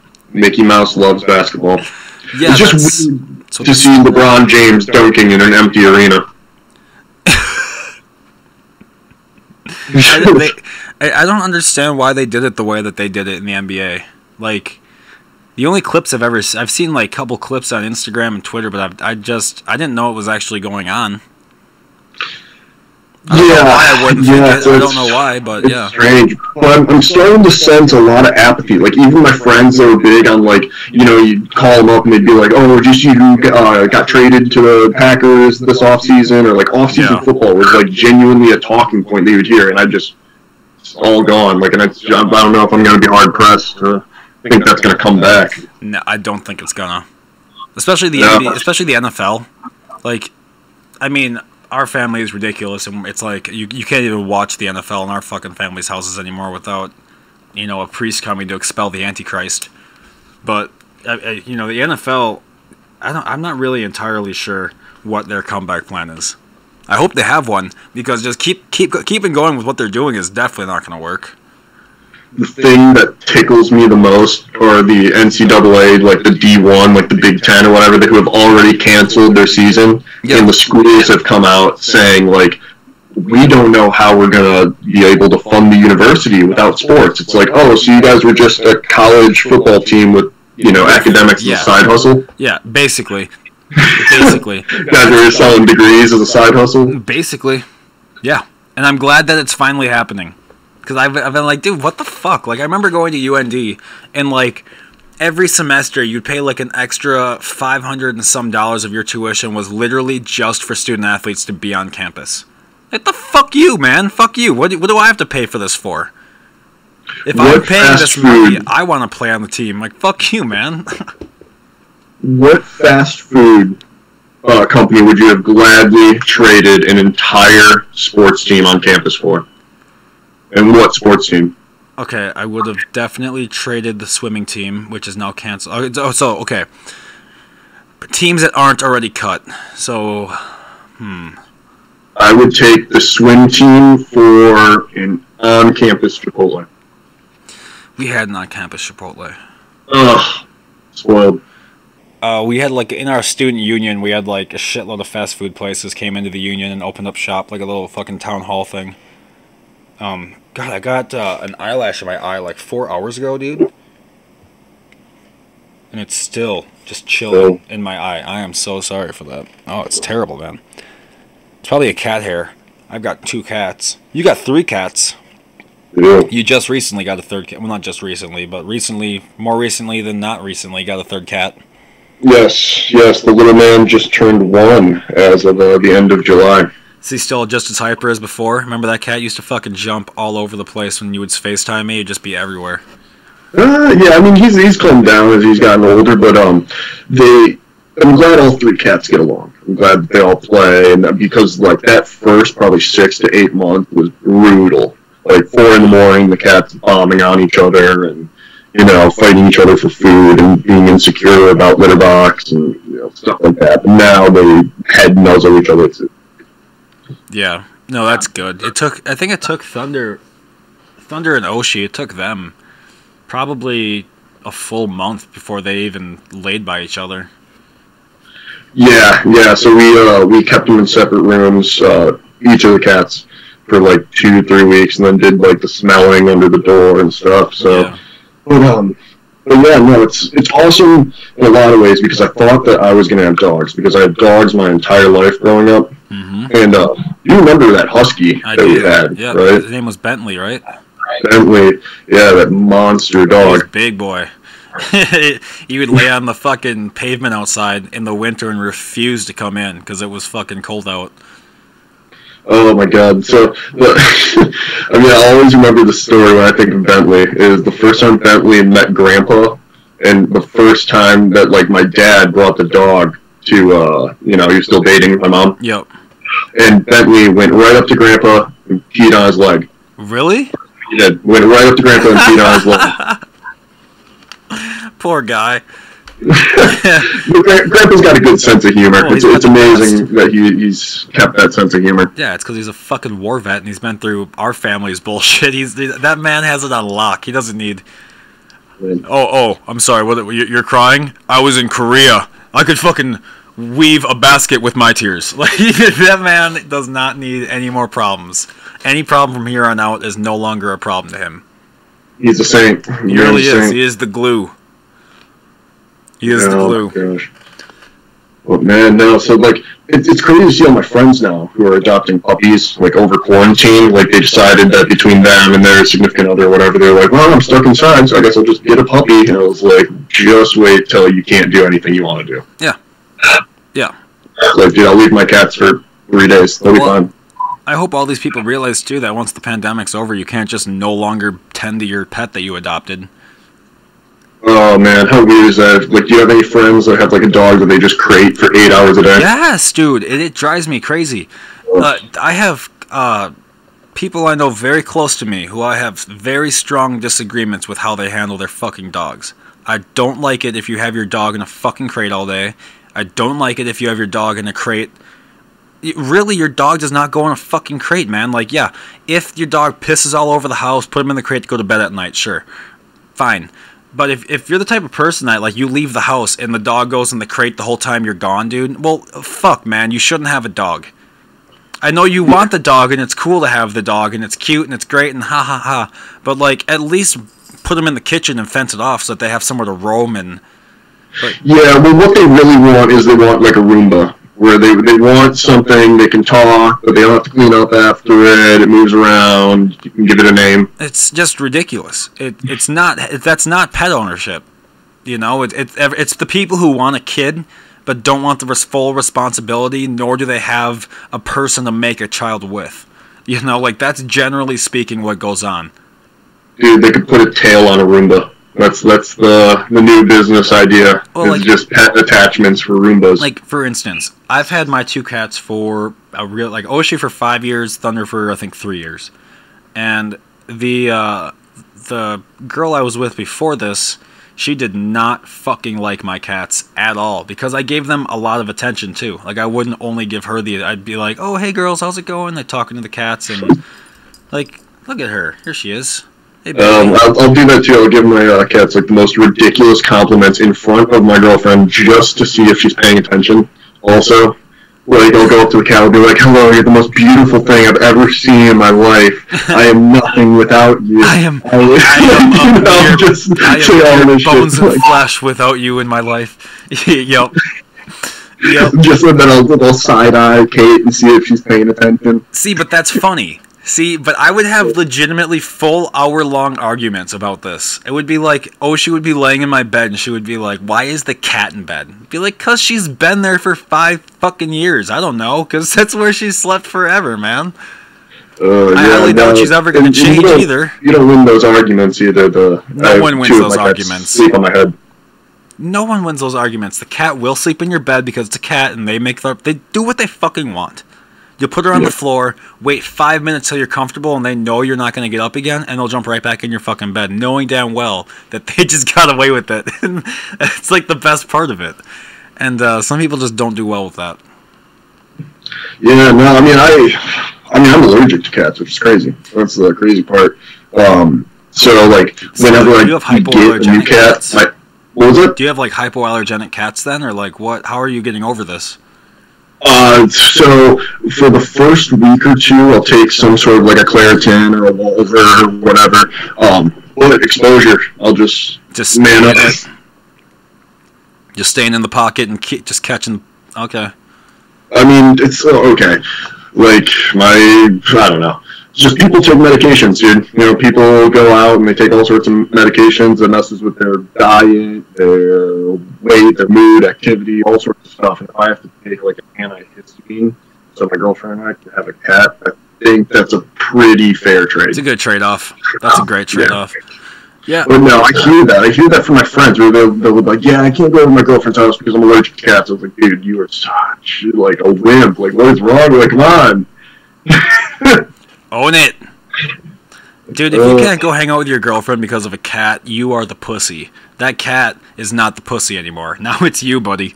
I have 3, and I've only met one person that I've noticed physically, like their eyes start watering and they're like genuinely not having a good time. Yeah, that's different. That is someone who's actually allergic to cats. A lot of people are like, what's the like not fully allergic, but like super they'll have like dust sensitivity and stuff, and they just blame the cat. They walk into a dusty house and they blame the cat. Well, I don't know what the term is, but they're just sensitive towards a lot of little things, like fucking mowing the grass sets up their oh, I can't breathe. Yeah, well, dude, you're gonna have a tough time in life, probably. You know, that's like, unfortunately, God gave you fucking snake eyes. That's just where it ended up in your in your world. That's sorry. Some people have snake eyes. You should write a book about it, make a lot of money. Just play the pity card on yours. That's what you guys should do in your part. I don't know. Yeah, man. What else, man? Do you have a hard stance on this the Xbox versus PlayStation debate that's coming up? That's gonna conquer the holiday season. Well, it's weird. It's a weird thing because no longer can you build a console buster as a PC. Like, if these come out at their price points. Like, it's supposed to be like $500 for these. I mean, the processor alone inside of it is $300. The power unit is $150. It's got more RAM than, I mean, the rest of the components do not make up $50. So however you're putting it, you can't build a computer for cheaper than you can make a nice console anymore. No, not a chance. But what's kind of, I've run into it. So I have a Switch, an Xbox, and a PlayStation. I'm that guy with all the consoles. Hey man, I have everything but the Switch. Center, and I'm like, this is so dumb. What am I doing?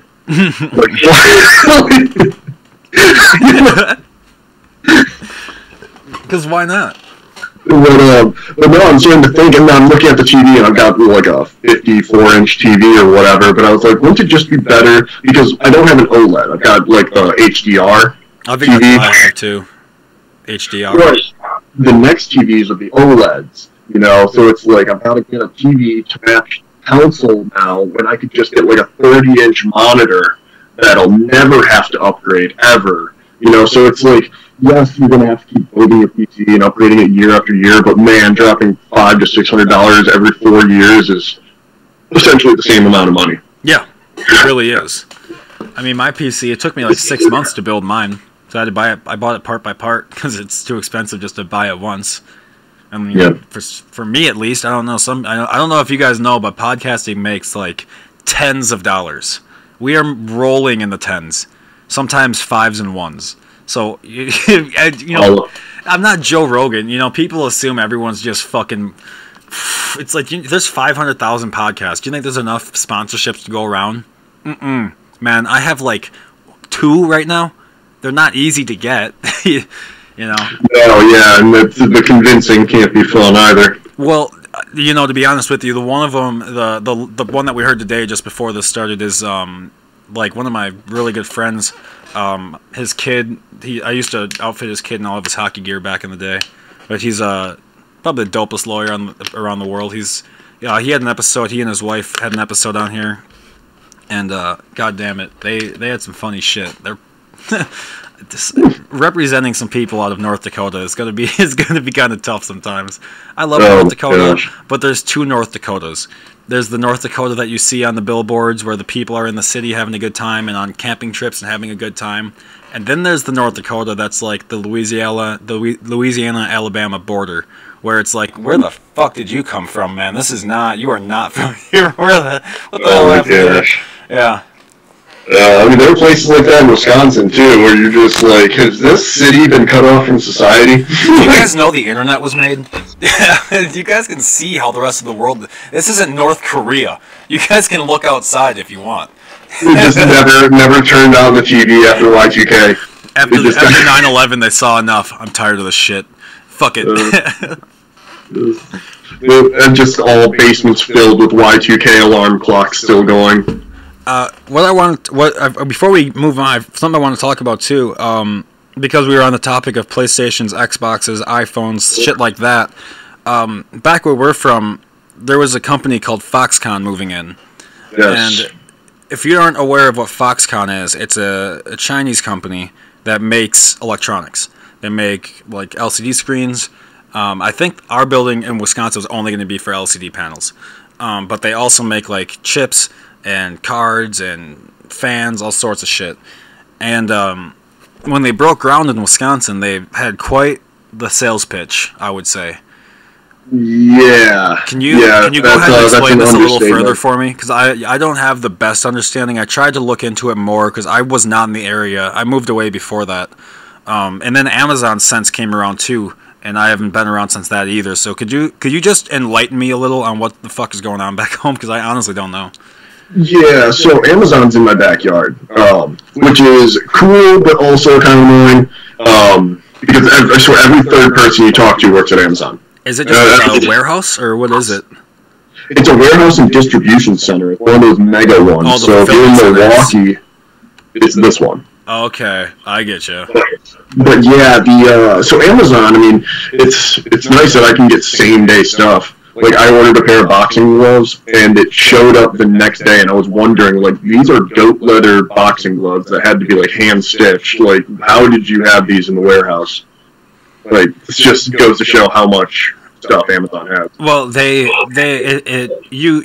so I tried to sell my t-shirts on Amazon before, and they want you to store your shit with them, and if you don't store your items in their warehouse, you get fined. So like 25% of your sales, I made that number up. I don't know if it's actually 25. I didn't go through with it because I don't agree with giving them more money than they already. For fuck's sake, you don't need more of my God. But they if you give your product to them and they ship it, they don't charge you for it. But if you have it in your stock and you want to ship it, you have to pay Amazon for that service. That makes no fucking sense to me. Like, I'm paying for shipping and I also have to pay you for me to have my own product? Okay, that makes no sense to me.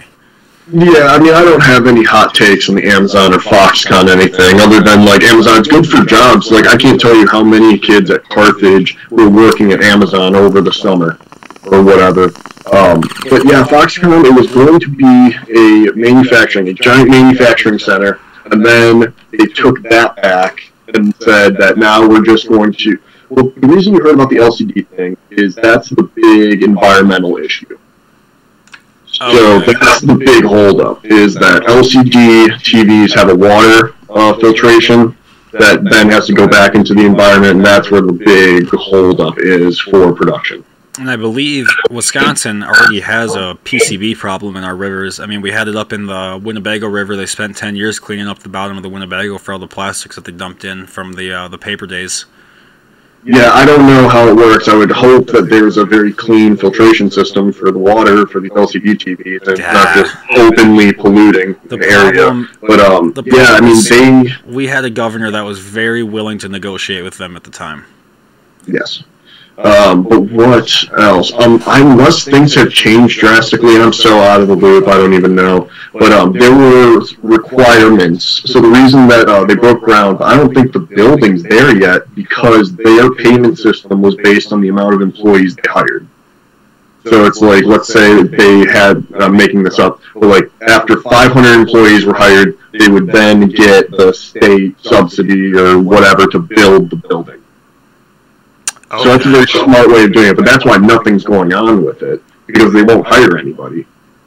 So it's basically just open land right now, right? Or have they broken ground officially, or is it not even broken ground yet? Oh, University of Wisconsin Parkside has opened up a program for going right into Foxconn like a feeder. Gateway has a feeder program. The highway has been redone. Like, all of the infrastructure around it has been redone, and it's just ground zero still. That's really sad. And this is just the company not wanting to hire people right now. Yeah, and that was part of the deal. It's a very smart implication of the deal. Like, we're not going to give you the money to build this until you hire full-time employees in the state. Like, the whole reason we want you guys in the state is to do business in the state, to hire our people in the state. So, unless things have changed drastically, that was my last understanding of it. Again, no expert, no idea what the hell I'm talking about. I just because I wanted to look it up quick. So here's what just got, this is dated on the 9th. So it looks like Foxconn claims that for the first time it has created enough jobs at its controversial Wisconsin facility to qualify for millions of dollars in state subsidies. The state's economic development agency said it will take several months to review Foxconn claims, as Foxconn has not been honest in the past. Okay. Yeah, so it looks like I'm still on. still got an understanding of it. The project, once hailed by President Donald Trump as the, quote, eighth wonder of the world, end quote, has been so severely scaled back that the state officials have argued it no longer qualifies for subsidies or even the land it's on itself.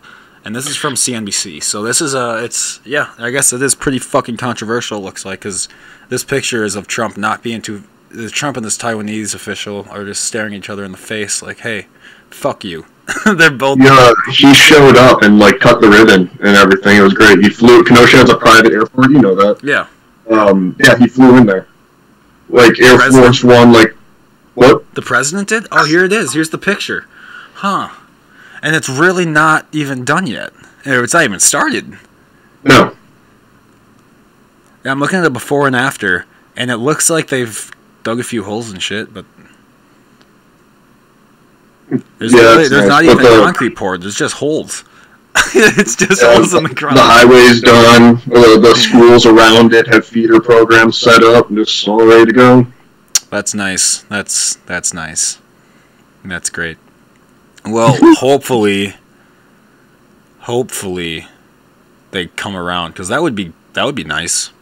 I mean, having a shitload of jobs in that area would be nice. You know, I don't know, man. Like, if we're worried about LCD water, like, you're going to have to really explain that this is going to ruin the entire environment. Like, you can't just say that this is bad, this is toxic. Like, you don't have to explain the entire environmental study. Like, you think that it's just the EPA is going to let this go on? Like, you think that these bureaucrats aren't going to all yell hooey at this? Like, that's the one thing about government is that, you know, in business and government's relationship, government has to feed itself. So they're going to make their own jobs. They're not just going to put their hands up and say, like, oh, okay, we're not going to investigate the LCD water. For the most part, yes. For the most part, yes. Obviously, there's been bribes along the way. But for the most part, justify their own existence. Right. For the most part, correct. Which is why, like, I actually had an argument with a friend of mine once over this, because we were watching this show called, oh man, it was on Netflix, and it was about all these, the FDA's approval system with, like, a backdoor loop, and it got, like, hip replacement that had cobalt in it, and it was giving people all sorts of problems and shit. And one of my friends was making the argument that, well, look, see, it's such a problem that they have to make documentaries on it. And I was like, to be honest with you, to me, it's such not a problem that they are picking the one problem that they found and made a documentary on it. That's me. That's how I saw it, because 9 times out of 10, you're eating food that went through the FDA, you're taking Tylenol that went through the FDA, you're taking ibuprofen, you're drinking soda, having water, all that shit went through the FDA. But you're going to draw the line because you watched a Netflix documentary until suddenly the whole organization's corrupt. You know, probably not. Are there corruption parts of the government? Are there people who get corrupted? Absolutely. Humankind gets corrupted. But you drove to the grocery store with a seatbelt on at a speed limit. You walked into the grocery store. You choked on a sample. A worker gave you the Heimlich that he got from a video that he learned. You know, right. Like, there's so many ways of this. Like, I don't know.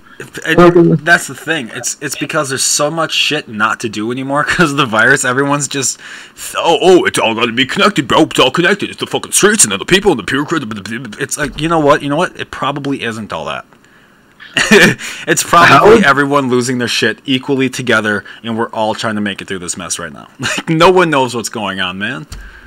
Bill Gates came out like, I think the vaccine should be $3 or $4 per person, and then there's a legit community of people who are like, yeah, I bet you want it to be $3 or $4 to make money. Just when Bill Gates came out and said that he spent millions of dollars to bring the price of the vaccine down, people were like, oh, he's in it for the money. He just donated $400 million or something fucking ridiculous. Okay, here's the thing. Has Bill Gates made a mistake in the past? Because he's one guy. Happens. He did fuck up that Africa thing that one time. Very bad. But... Well, I don't think it was him. Like, I was going to say it. Let me finish. Let me finish what I was saying. Bill Gates was not in the science room drawing out the fucking delta symbol over some threes and shit, figuring out which chromosome is affected by which drug. Bill Gates made fucking computers. He did not make medicine. So what Bill Gates did was make a foundation that has his 90% of his wealth in it that he then gives away to people. And those people make mistakes sometimes. But 99% of the Gates Foundation has been fucking amazing. Like hundreds of schools, hundreds of medical equipment, mosquito nets, spray, fucking housing, beds, clean water, dams for electricity, all sorts of shit. This is all the... And imagine giving away billions of dollars that you do not need to give away. You could be Jeff Bezos with it and just mine. You could do that, but he didn't. He's making an organization and giving it all away, and everyone's like, yeah, well, fuck you. What? Could you imagine having your charity foundation, the Bill and Melinda Gates Foundation, be on such a moral high ground that you can admit to speaking with Epstein, and everyone's like, you know what, Mulligan. Yep. You guys made a mistake. You fucked up. We're getting past it. Never again. But that's what happens when people own the shit, though. Exactly. He owned it. He said, you know what? I honestly didn't know he was a trafficker. Everyone was on board with him that day. So I was like, fucking... He's like, yeah, I fucked up. That's how you handle that. You don't fucking turn off your comment section and move to Greece, Tom Hanks. That's not how you handle when you get caught being a pedophile, you fucking loser. God... What an idiot. What a fucking idiot. Dude gets called out for being on the flight, and instead of just being like, yeah, so was every other actor, which is how you should have handled that, becomes a Greek citizen and runs to the only country where pedophilia is considered a state-sponsored disability. That does not make you look any better, Tom Hanks. It does not make you look any better. Oh, jeez. With no extradition bill for the United States, too, Greece. And that's where he moves to. Like, do you think that's going to help your case? And then everyone's on your Instagram comments going, why the fuck you moving? Are you a pedophile? And then you turn them all off? Do you think that this is helping your case, you loser? Like, oh my God. Yeah, I mean, I hate to say it, but you know that's all lawyer-driven, right? Like, you know, Tom, he's talking to his lawyers, and they're like, don't say anything, delete everything. Lawyer-driven, dude. Come on. Yeah, you can't own it. You can't. Oh, God. He's doing what he can do to keep his money in the bank account. I feel like even talking about this, I'm going to get me too. Get out of here. So, I was watching the Zach Galifianakis show Between Two Ferns. He has Paul Rudd on there. And right as it starts up, he's like, so, and just before we started, you were talking about how much you hated the Me Too movement. Could you elaborate on that? And he's like, I didn't, what? No, I didn't say that. Like, he totally fucking puts him on the spot in the first second of the interview. The Matthew McConaughey interview one is spectacular. That's the best one. Gold. Just rips him in half for not being a talented actor. He doesn't feel to be the least talented actor.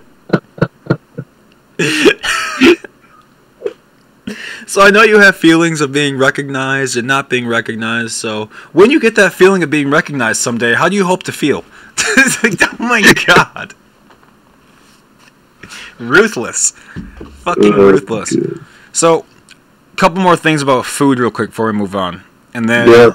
I just wanted to wonder, so when you were working in food, when you were doing tests on food, have you ever come across anything interesting?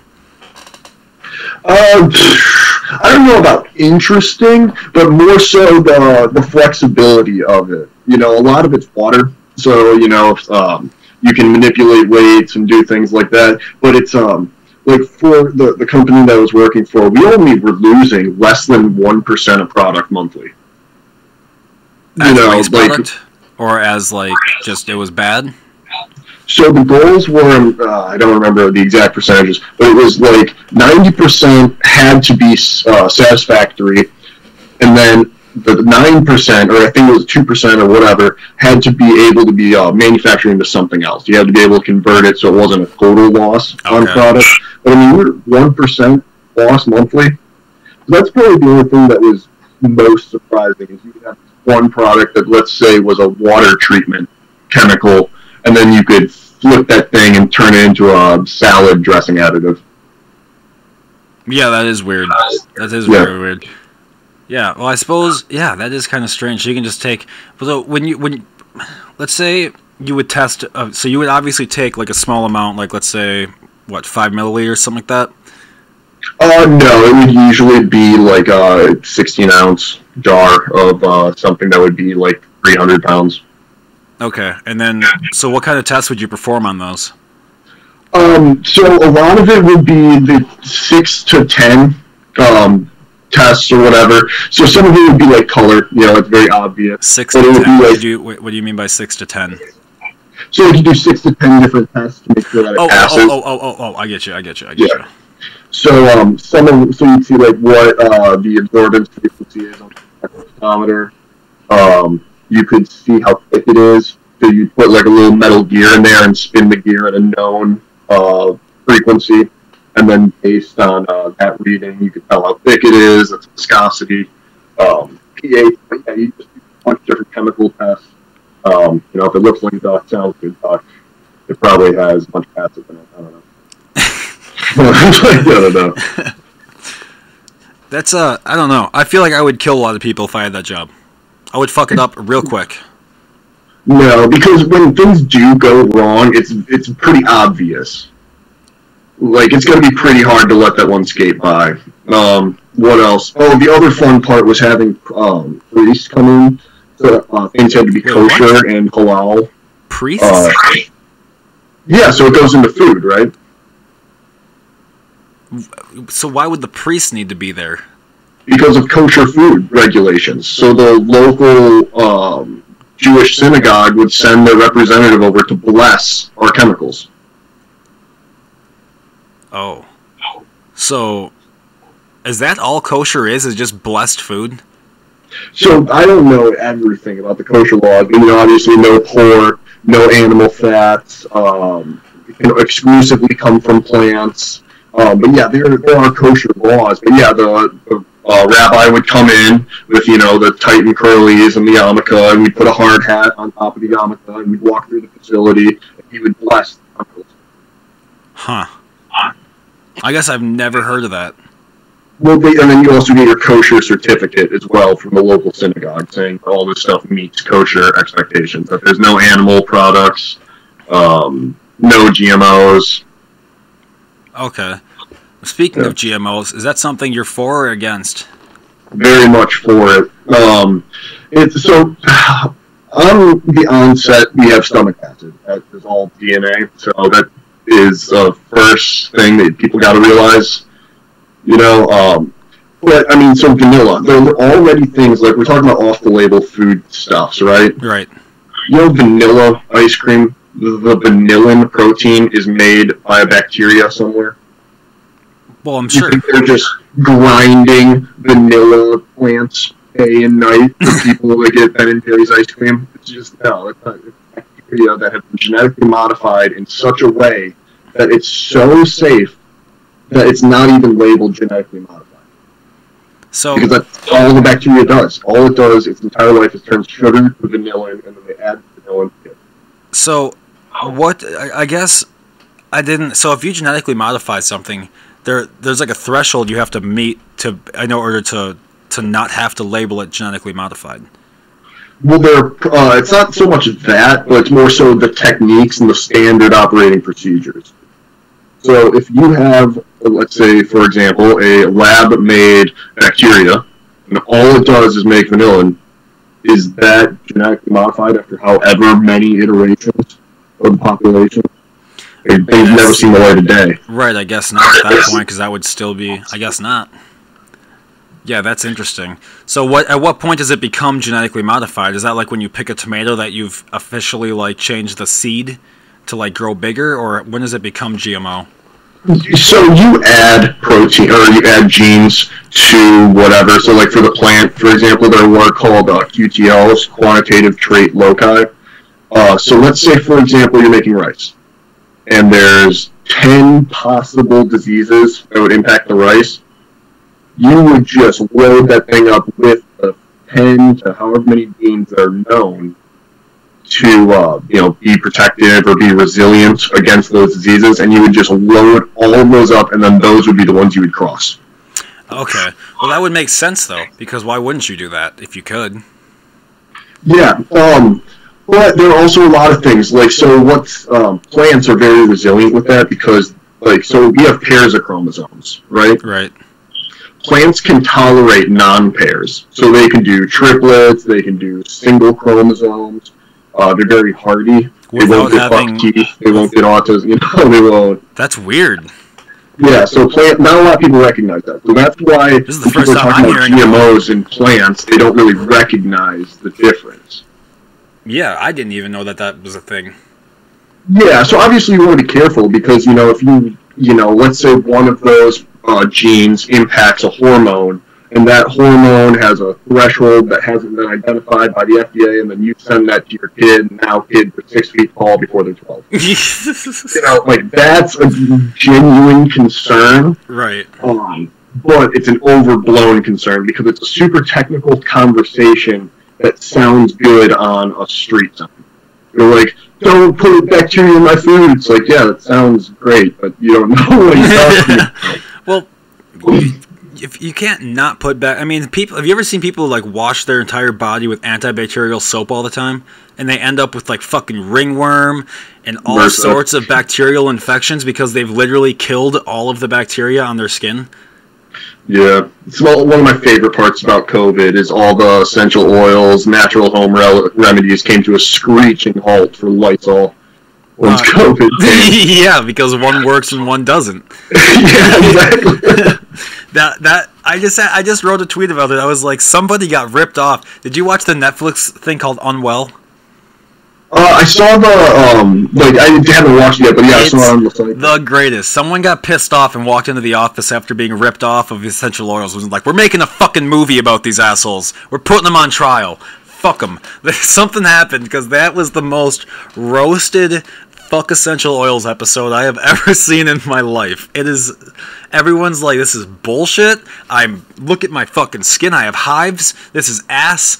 And then, like, some lady was like, it's a spiritual journey that you're on with the essential oil. It's like, it's a fucking lavender extract. What are you talking about? It's a fucking journey. It's a leaf. Shut up. Am I in a journey when I smoke weed, or am I just getting high? Like, just shut up with that. Come on. Definitely taking a journey. No, that's LSD, PCP. I've never done PCP. COVID. It is strange. It's like, everyone wants to say that it's like, point to 1918, and they're like, the people in 1918, they wore masks, and look, things came back to normal now. It's like, that's not how anything works. Like, my girlfriend's a history major, and, like, history teacher, you just get so frustrated when people are like, history repeats itself, or those who do not watch History Channel or doomed to repeat History Channel. That's not the way. That's not the way it works. It's people that just keeps going forward. Like, one event just keeps going on and on. You can't just look back in 1918 and be like, they got over it. We'll get over it. It's not how progress works. No, well, that's not really. That's a very simple solution to a complex problem. And if you see, that's the thing. Complex problems, you always have people who, if you're able to share the solution in a fucking Facebook or a tweet, it's not a good solution. Like, complex problems generally have complex solutions. We didn't get to this pandemic because we didn't become super resilient against other diseases already. We've kind of kept going down this road. It's a virus, not a disease or a bacteria, but still, it didn't just fuck around and make itself for the fun of it. Well, I feel like a lot of it is on the science community, too, to not be so pretentious. Like, a lot of these testing solutions are very, cool. Like, one of the things that I saw that the NBA is pushing is group testing. So what would happen is you would show up for your ticket, and then your section would all spit into a sample. And then within 20 minutes, they could say, that section's clean, that section's clean, that section's clean. And then you could go back to the stadium to watch the Milwaukee Bucks. And then what would happen is you would then have a section that would be hot, then you individually test those. But you would group test. And that's way better than sticking a nasal swab up your nose. Yeah, that didn't feel good. For anyone who hasn't been tested for COVID yet, I'm sensitive to it, but It's like, that's a genuinely cool thing that's coming out that I haven't seen anybody talk about. It's like, you want to go back to sports games and stuff like that. It's like, this is the technology instead of, I don't know, arguing about if Fauci is correct every other day. I don't even know if people are even... is Fauci even really that relevant anymore? I mean, I get it. He's in charge of the CDC, and he probably is very smart, and he's gone to college and did all that stuff.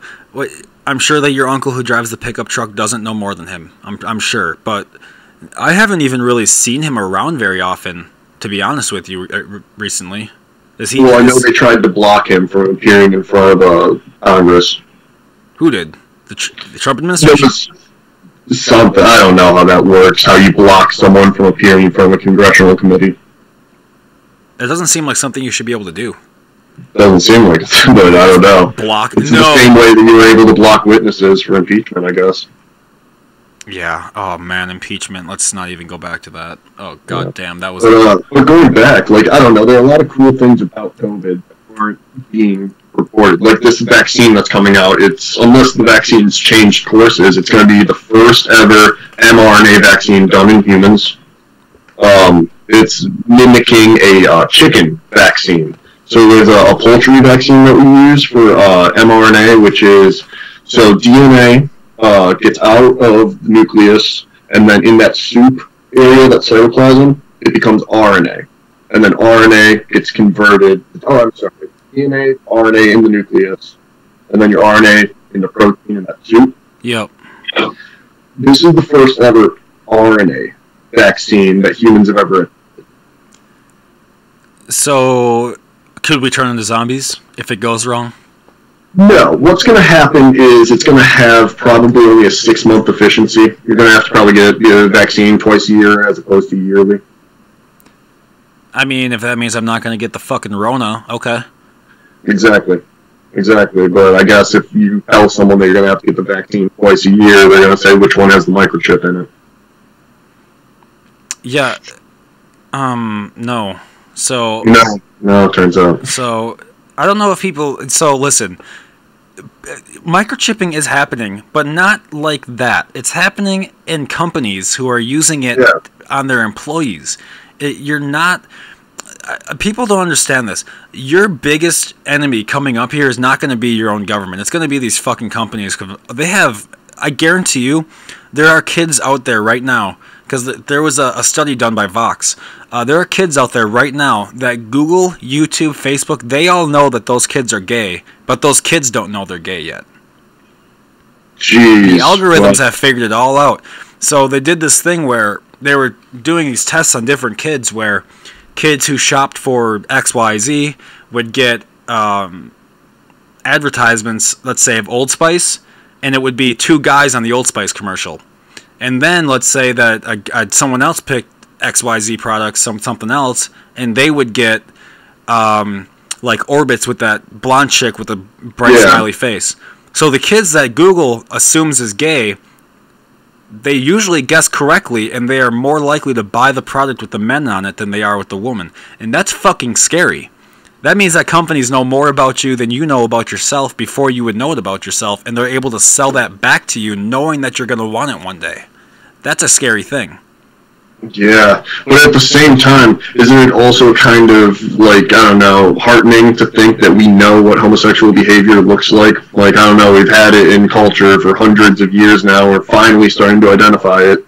It's finally starting to get those markers. I don't know. I guess. I just think that it's yeah, I guess if you think about it that way. I guess I was more thinking of it just in the data mining sense, because... Yeah, that's scary. I just tried to find the spin on it. As a that's awful. I mean, you should see the redundancy I have in my home network. Like, even if someone tries to break into my home network, I have a VLAN for it that they just sit in this little room over here and I can look at them and they don't touch anything else.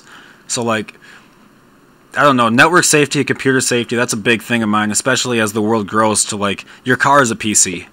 Your TV is a PC. Your doorbell is a PC nowadays. Your lock is becoming a PC. And people don't realize PCs have problems, and we can go through those all fucking day long. And you can hack PCs very easy. For instance, right now, who are these assholes that keep blocking the NBC keeps blocking the NHL games to, like, block them out in the areas that they can't Do you really think that's going to fucking work? Do you think that blacking me out is going to make me stop watching the game? No, I'm going to use a VPN, and I'm going to go dark, and I'm going to go behind your back, make you think I'm somewhere else, and then watch it from there. I'm still right here, and you're still showing me the game that you thought would be blacked out to me. But that's what people don't get. Like, as time goes on, we were born in a generation where the internet was just coming around. Computers were like, you had the one boxy white computer in the back room, in the fucking computer room, the whole room dedicated to the computer. And you remember that? Oh, I had a computer room. And that was us learning. I know, and you had the big phone and the fax machine and everything in it. And, like, the super dope-ass... Yeah, I remember. But, like, that is becoming... You would have to, like, leave your room, go back there to access the internet. Nowadays, everything's on the internet, and you don't even know it. Most of your apps are constantly updating, left and fucking right. Your car is constantly checking in with sync. Hey, do we got new updates for the car? All that time that it's sending signal and receiving signal, I can hop in and jump in my own little signal. We've done it. You can fuck with cars now. You can fuck with doors. You can fuck with TVs sitting on your phone. How crazy is it for you to see the flight simulators improvement? It's insane. Do you remember the flight simulators when you were a kid? Yes, dude. Microsoft Flight Simulator. The one that came out last week or whatever? It came out about a month ago, and the new Flight Sim by Microsoft is so high resolution that it looks fucking real. And it's unreal, dude. I could not believe how... I just remember crashing into, like, green patches of nothing. Squares, like, triangles. Yeah. Yeah, and then if you had the bounce effect, you just bounce right off the ground and everything's fine. Yeah, dude, things have changed a lot. Even X-Plane's popping up. X-Plane used to be... No one really used X-Plane for a while, and then they finally came back around. Yeah, dude, it's gonna be nuts. Oh, dude, I want to talk to you about Ellen. Oh my god, what am I going to tell you about Ellen? I want to hear about Ellen. Tell me what you think about Ellen DeGeneres, dude. Is she sorry? Is she not sorry? I have no idea. I mean, it's one of those things where I'm so deeply conflicted because Ellen makes millions of dollars. And if it instantly feels bad because Ellen was picking on you that day, it's like, where are your millions of advertising dollars? It's part of the name of the game. When you're a celebrity that's big, like, dude, I'm not surprised she was just crushing people day and night. You know, but so I'm not surprised by it. Like, I don't know, we just watched The Last Dance with Michael Jordan. We just celebrated 10 hours of Michael Jordan giving adults emotional trauma. You know,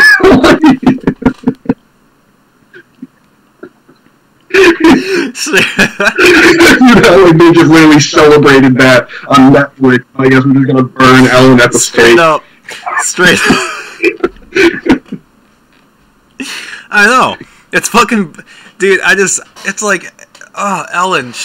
Imagine being Ellen. She gives away, like, an average of $20,000 a fucking episode. Meanwhile, people are accusing her, like, yeah, she's dancing with Michelle Obama up front, but in the back it's fucking Abu Ghraib or some shit. Like, what is going on? Yeah, exactly. Yeah, in terms of getting their hands cut off. Like, I highly doubt. I don't know. I've been through LA. I've never been on the Hollywood sets. I don't know what happens on Hollywood sets. But what I do know is that Ellen seems to be the nicest fucking one to work for. Like, out of all of them to do it, I worked stage crew for bands, and Christian bands that were so mean to me that I reconsidered if Jesus was real. So I don't, you know. The thing is, like, the one comment that I saw that I was like, I can't read into this anymore, where it was like, Ellen would tell someone, go home and shout if they smelled. And it wouldn't even be your fault. You know, Ellen just picks someone indiscriminately is just mean to you. And I was like, that's the most honest human thing I think I can possibly think of if you're having a bad day. Yeah. You show up and have a bad day, you indiscriminately are mean to someone. Like, yeah, that's what happens. It's the definition of a bad day. Yeah, that happens all the time. Normal jobs do that. Yeah, I mean, well, it's because, dude, I don't know. It would be one thing if she was, like, you know, screaming at the person who brought her coffee or whatever, but it's just, I don't know. maybe she is like that. Who knows? Maybe she is, maybe she isn't. But I do know there's a shitload of other places to go fucking work for. I do know that I went to LA before and I decided not to move there because of that exact shit that people were saying. You know, like, you choose to make your life that way, man. I don't mean to be that guy, but, like, no one fucking put a gun to your head and told you to go work for the fucking Ellen Show. You went and worked for the Ellen Show, man. I mean, goddamn, you wouldn't make it 2 fucking days in one of these factories with... You think Ellen tells you to go home and take a shower... She's having a bad day. You're fucking lucky you'd be even allowed to have a lunch break at some of these jobs when your boss gets mad at you. Like, yeah. I don't... It's because LA is such a very... what is it? A community of people that are so like-minded, think for the... This is what we think as a group. This is us, we think this. And they have such... I feel like I'm grouping everyone together, which is terrible, but, like, you can't really do that. I can't name names, but... If you're going to sit there and pretend like the whole world needs to be like LA, you're fucking crazy. You're fucking crazy. LA has so many tent cities. It's broke like shit. Everyone's leaving. Joe Rogan's gone. Joey Diaz is gone. The Seguras are talking about leaving. You're going to fucking sit here and act like LA is the shit. It's really not the shit. LA is dirty. It's gross. And everyone in there believes that they deserve this fucking princess rating. Like, they need to be coddled because I live in Vegas. I live here in Los Angeles. I need to be coddled. Bitch, no you don't. Go back to Skid Row by your friends, okay? We're not fucking... Get out of here. That shit drives me crazy. It's crazy how much hypocrisy there is. I mean, even look at Portland and the Chaz Zone. The first thing they did was put up... Yeah, first thing, put up a wall. Second thing, get cops that are abusive as shit. They killed 2 people on the first fucking night. Like, these guys were videoing the fake cops, and the cops killed them. Like, you just became what you didn't want. Like, what the fuck just happened here? Guy in charge gets outed for sexual assault on night 3. Like, you created everything you said you didn't want. You just made it in your own little area. Well, it's just like the executive order that Trump signed like 2 weeks ago that apparently, I don't know, I guess nothing's come of it, but it's just like Democrats are saying that preventing evictions and what else? Deferring student loans is the overreach of government. Yeah. Like, oh, yeah, this is awesome that you guys just have no morals. Yeah, suddenly. Joe Biden's plan was to fucking forgive student loans when he gets in the government, but suddenly it's against government power to do it because Trump's doing it. Fuck yeah, we gotta take these few months to battle the good fight real quick. I don't get it. Like, dude, I don't even like the guy. But if you're gonna pretend that everything he does is bad because you don't like him, you need to fucking sit back and really reevaluate your life. Because Obama did good things. I didn't like him either. He did a lot of good things, though. I didn't like Bush. Did some good things. Didn't like... there's a lot of people I don't like that did good things. Oh, man. Yeah, the deification of politicians is awesome. And both sides, I mean, the booted guy on the left side is the guy that's going to go for it. I mean, Joe Biden himself is like, the future Lord Democrat is Pete Buttigieg. Yeah. Like, Yep. Why? Because that's what they want. Democrats are fucking losing their base. Like, so are Republicans, dude. Like, here's the deal. The Democrats won't take on Medicare for all, they won't take on student loan debt, and they won't take on the housing crisis. Those are the 3 important things that people look to the Democrats to handle. Now, the Republicans, on the other hand, will not deal with the fact that Russia 100% put bounties out on our soldiers. Like, won't deal with it. Will not deal with the fact that the Republican National Convention was also involved in a lot of shady shit in 2016. It was not just the DNC being fucks. I don't think people realize that. The RNC was doing a little bit of shady things too.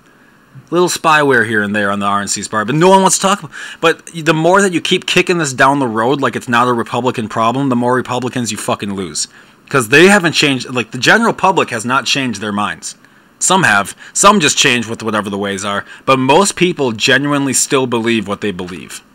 Well, my question is like, what is, so like you just said, the general public, what is the general public even arguing about? Like, are we really like, going to war on abortion or like any of these like hot button issues of the 90s or whatever? Like, I feel like no one's really, like, for me to say I think people should have health care and that's a very politically staggering stance to have is kind of confusing. I don't think the general public is having this argument over healthcare. If you should have it or not have it. What's interesting is have you noticed that your friends that were super anti-gun now want guns because the shit's hitting the fan? Your friends who were super anti-government healthcare lost their jobs, and now they're like, well, how the fuck do I get healthcare? Yeah. Maybe Democrats and Republicans separating isn't the solution. Maybe we should take the good parts and just do that. Like, what if we did that shit for once? Try that, see how it goes. Yeah, it's like, what are you even arguing about? Like, I just refuse to believe that the general public is just so off. And it's just, I don't know. Well, they aren't. The general public doesn't vote. Yeah. And it is. Yeah, exactly. Only 40% of America votes. Less than half. So, I mean, 60% don't. Which is interesting because everyone seems to have an opinion anyway. I think this. Did you vote? No, it doesn't matter. Well, there you go. Fuck off. It always used to tickle me, like, around election or whatever, where you would see the election and you'd be like, however, 60 million people voted in 2016, one side or the other. 24, or whatever. it was 21 but then million. Somehow 300 million people watched the Super Bowl. Yeah. Dude, ESPN online polls have had more draws than the fucking presidential election before. Man, this is gonna be crazy, this election coming up, because we're not gonna know the winner for a few days, most likely. We're not gonna know a lot of shit because, I mean, fuck, man. The amount of places that are getting closed down, like, they're not even polling people in some places. It's like, how the fuck can you not let people vote? If the United States saw what the United States was doing to Americans, the United States would be invading the United States right now to free Americans from the United States. That would immediately be happening. The UN has sent the United States multiple letters condemning it of how they're treating their citizens, and everyone's like, land of the free! Like, we did it! Like, we're getting condemned by the United fucking Nations for human rights abuses. What are you talking about? We are not doing that good right now. We're just shooting not. the press in the head with rubber bullets, Everyone just pretends because America has the name America that we're fucking great. Dude, we are not doing good right now. I need that, like, everyone needs to recognize that. We are not hot right now. At all.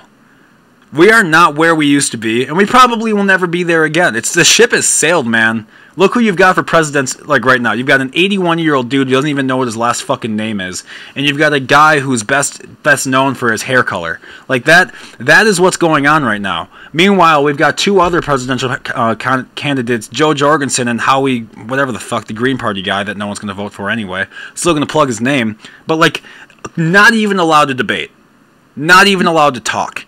What the fuck are you talking about? So get this. I mean, there's going to be, I think it's 13 or 17 states that will already have accepted mail-in ballots before the first debate. That's unacceptable. Like, that's so crazy. I know, and it's I'll say it's Joe Biden's team hiding him. They will not let him be seen in public. After the press conference with Kamala Harris, everyone get out, everyone out. No press questions for the vice president, the new vice president-elect guy, like Kamala, no questions for Biden. The guy's going to be running the fucking country. No one gets to talk to him before he gets elected. And the Democrats wonder, well, if we lose in 2020, it's because racism. No, it's because you're still stupid and you aren't learning. Well, no, I think it might actually be the opposite, the polar opposite, which is even worse. It's that they learned the wrong lesson. Could be which is that. At least American politics, you have to do two things, which is make it easier to vote for yourself, or easier to vote for you, and harder to vote for your opponent. Right. That's literally why Hillary lost. It wasn't Trump won, it's Hillary lost. That's exactly. Hillary went out, Trump had no record, you couldn't make him look bad, because there was nothing there. Yep. You were just going to have to talk about future and aptitude, which I guess we could roll the dice on that. But yeah, I think that's what's happening, is just by... it's hard to beat a dead horse, it turns out. And Joe Biden's that dead horse. Joe Biden is this is his third presidential run. They've done this 3 times now. All right, we fucked up the first and second one. This time, let's not let him talk. All right, yeah. It's just like, how many times are Democrats going to be beaten by unlikable characters? And they're like, we have everything here. We have a likable candidate. We have all this stuff. And it's just like, well, yeah, you just got to make it easy. Dude, I'm telling you right now, if Bernie Sanders was the guy, he would be the president, no doubt. Yeah, I don't know. Even though I don't, no, listen, like, I don't agree with him personally, but I'm telling you, if they would have put him in place of Biden, it wouldn't even be a fucking walk, because he would have just picked up Tulsi Gabbard and off to the races they would have gone. It wouldn't have been even, it would have been like that. Joe Rogan would have had them both back on his podcast, fucking, you guys are the fucking future, and then every bro in America would hit up the polls. Like, that is what could have happened for the DNC. But no, they want Joe Biden, for whatever fucking reason, because they can control the shit out of him and they know it. That's, I try not to live in a world where the Joe Rogan experience is, deciding politics in America. Well, unfortunately, Joe Rogan experience is the most media source by sixfold right now. Like, they beat Fox News. Yeah, I try Fox not News to has multiple stations around the the country, and Joe Rogan's podcast beats it. Like, it really is. Like, when people are, oh, it's not a legitimate thing, it's not legitimate. It's way more legitimate than CNN right now. It's more like, CNN doesn't even have an investigative team anymore. Yeah, show me a CNN interview with Elon Musk that made the stock price fall like 10%. Show me anything that Elon Musk has done. Show me a time that he hasn't gone on Reddit and manipulated the fucking, like, that dude has done some scary shit. Yeah, exactly. Yeah, that dude has done some funny shit. Daddy Elon, give me the platinum. I love seeing that on Reddit. Daddy Elon. The South African is everyone's favorite American. An hour later, the platinum's there, that award. Have you seen that though? Yeah, you were the one that showed it to me. You were the one that showed it to me. Yeah, you showed it to me. Oh, it's so crazy. It's great. For everyone that doesn't know what we're talking about, on Reddit, people would just literally ask to be promoted to... It was weird. Yeah, so the award system is like a pay-to-play type thing. Where, someone pays X amount of money to Reddit, and then you get an award, and then you can give the award for comment. But yeah, there's something like an Elon appreciation one. Every single comment had a platinum. It ended up being like thousands of dollars that had to be spent to give these internet comments a shiny little badge. That's awesome. Oh, the internet. Well, it's like, so, remember when you got caught with that SEC violation where he was like, I think my stock price is too high, or whatever? Yeah. No, I did not know that was an SEC violation, though. Oh, well, whatever it was, if you look at, no, it was the split. He had a tweet about the split, but if you looked at the time he released it, it was 8:11 p.m. Yeah. And on 8:11, it was the exact price after the split. Like, if you go back to the tweet, I don't know the exact so price, but he called it. What'd the SEC do? Nothing, but it just goes to show he's playing games we didn't know existed. Yeah, because he's not a human being, he's an alien, and he stole his dad's jewels to sell it to become rich. Oh well, he's smart. Smart guy. Alright, man, anything else before we wrap this up? No, I don't think so. How long has it been? It's been about 2 hours, 15 minutes. Not too shabby, not too shabby. No, yeah, I mean, hopefully we don't hear about this at Christmas, or even, oh god, that would be awful. We walk in, they just start playing it. I would leave. Yeah, they're like, instead of football this year, we're gonna watch Jake and Paul talk nonsense. I just fly back to Vegas. Yeah. I don't need to be in the winter. I left summer to come to winter for you. If you're going to show me this video now, I'm heading back to the summer area. It's always summer where I live. I don't need to be here. Go right down the road, rent a room at the ground around. Matter of fact, we should fucking be doing Christmas in the desert. What the fuck are we talking about? No, people would be pissed about that. Anyway. Alright, well, thanks for being on the show, man. If anyone wants... Do you want anyone finding you on Instagram, anything like that? Or you don't really have any social media, do you? No, I have never had any social media. How funny is that? That's right. You never. Well, okay, you can't follow them. So, if you want to hear about them, just ask me, and I'll try to get them on the show again. But otherwise, this is again my cousin Paul, and thanks for listening, everyone. See you later. See ya.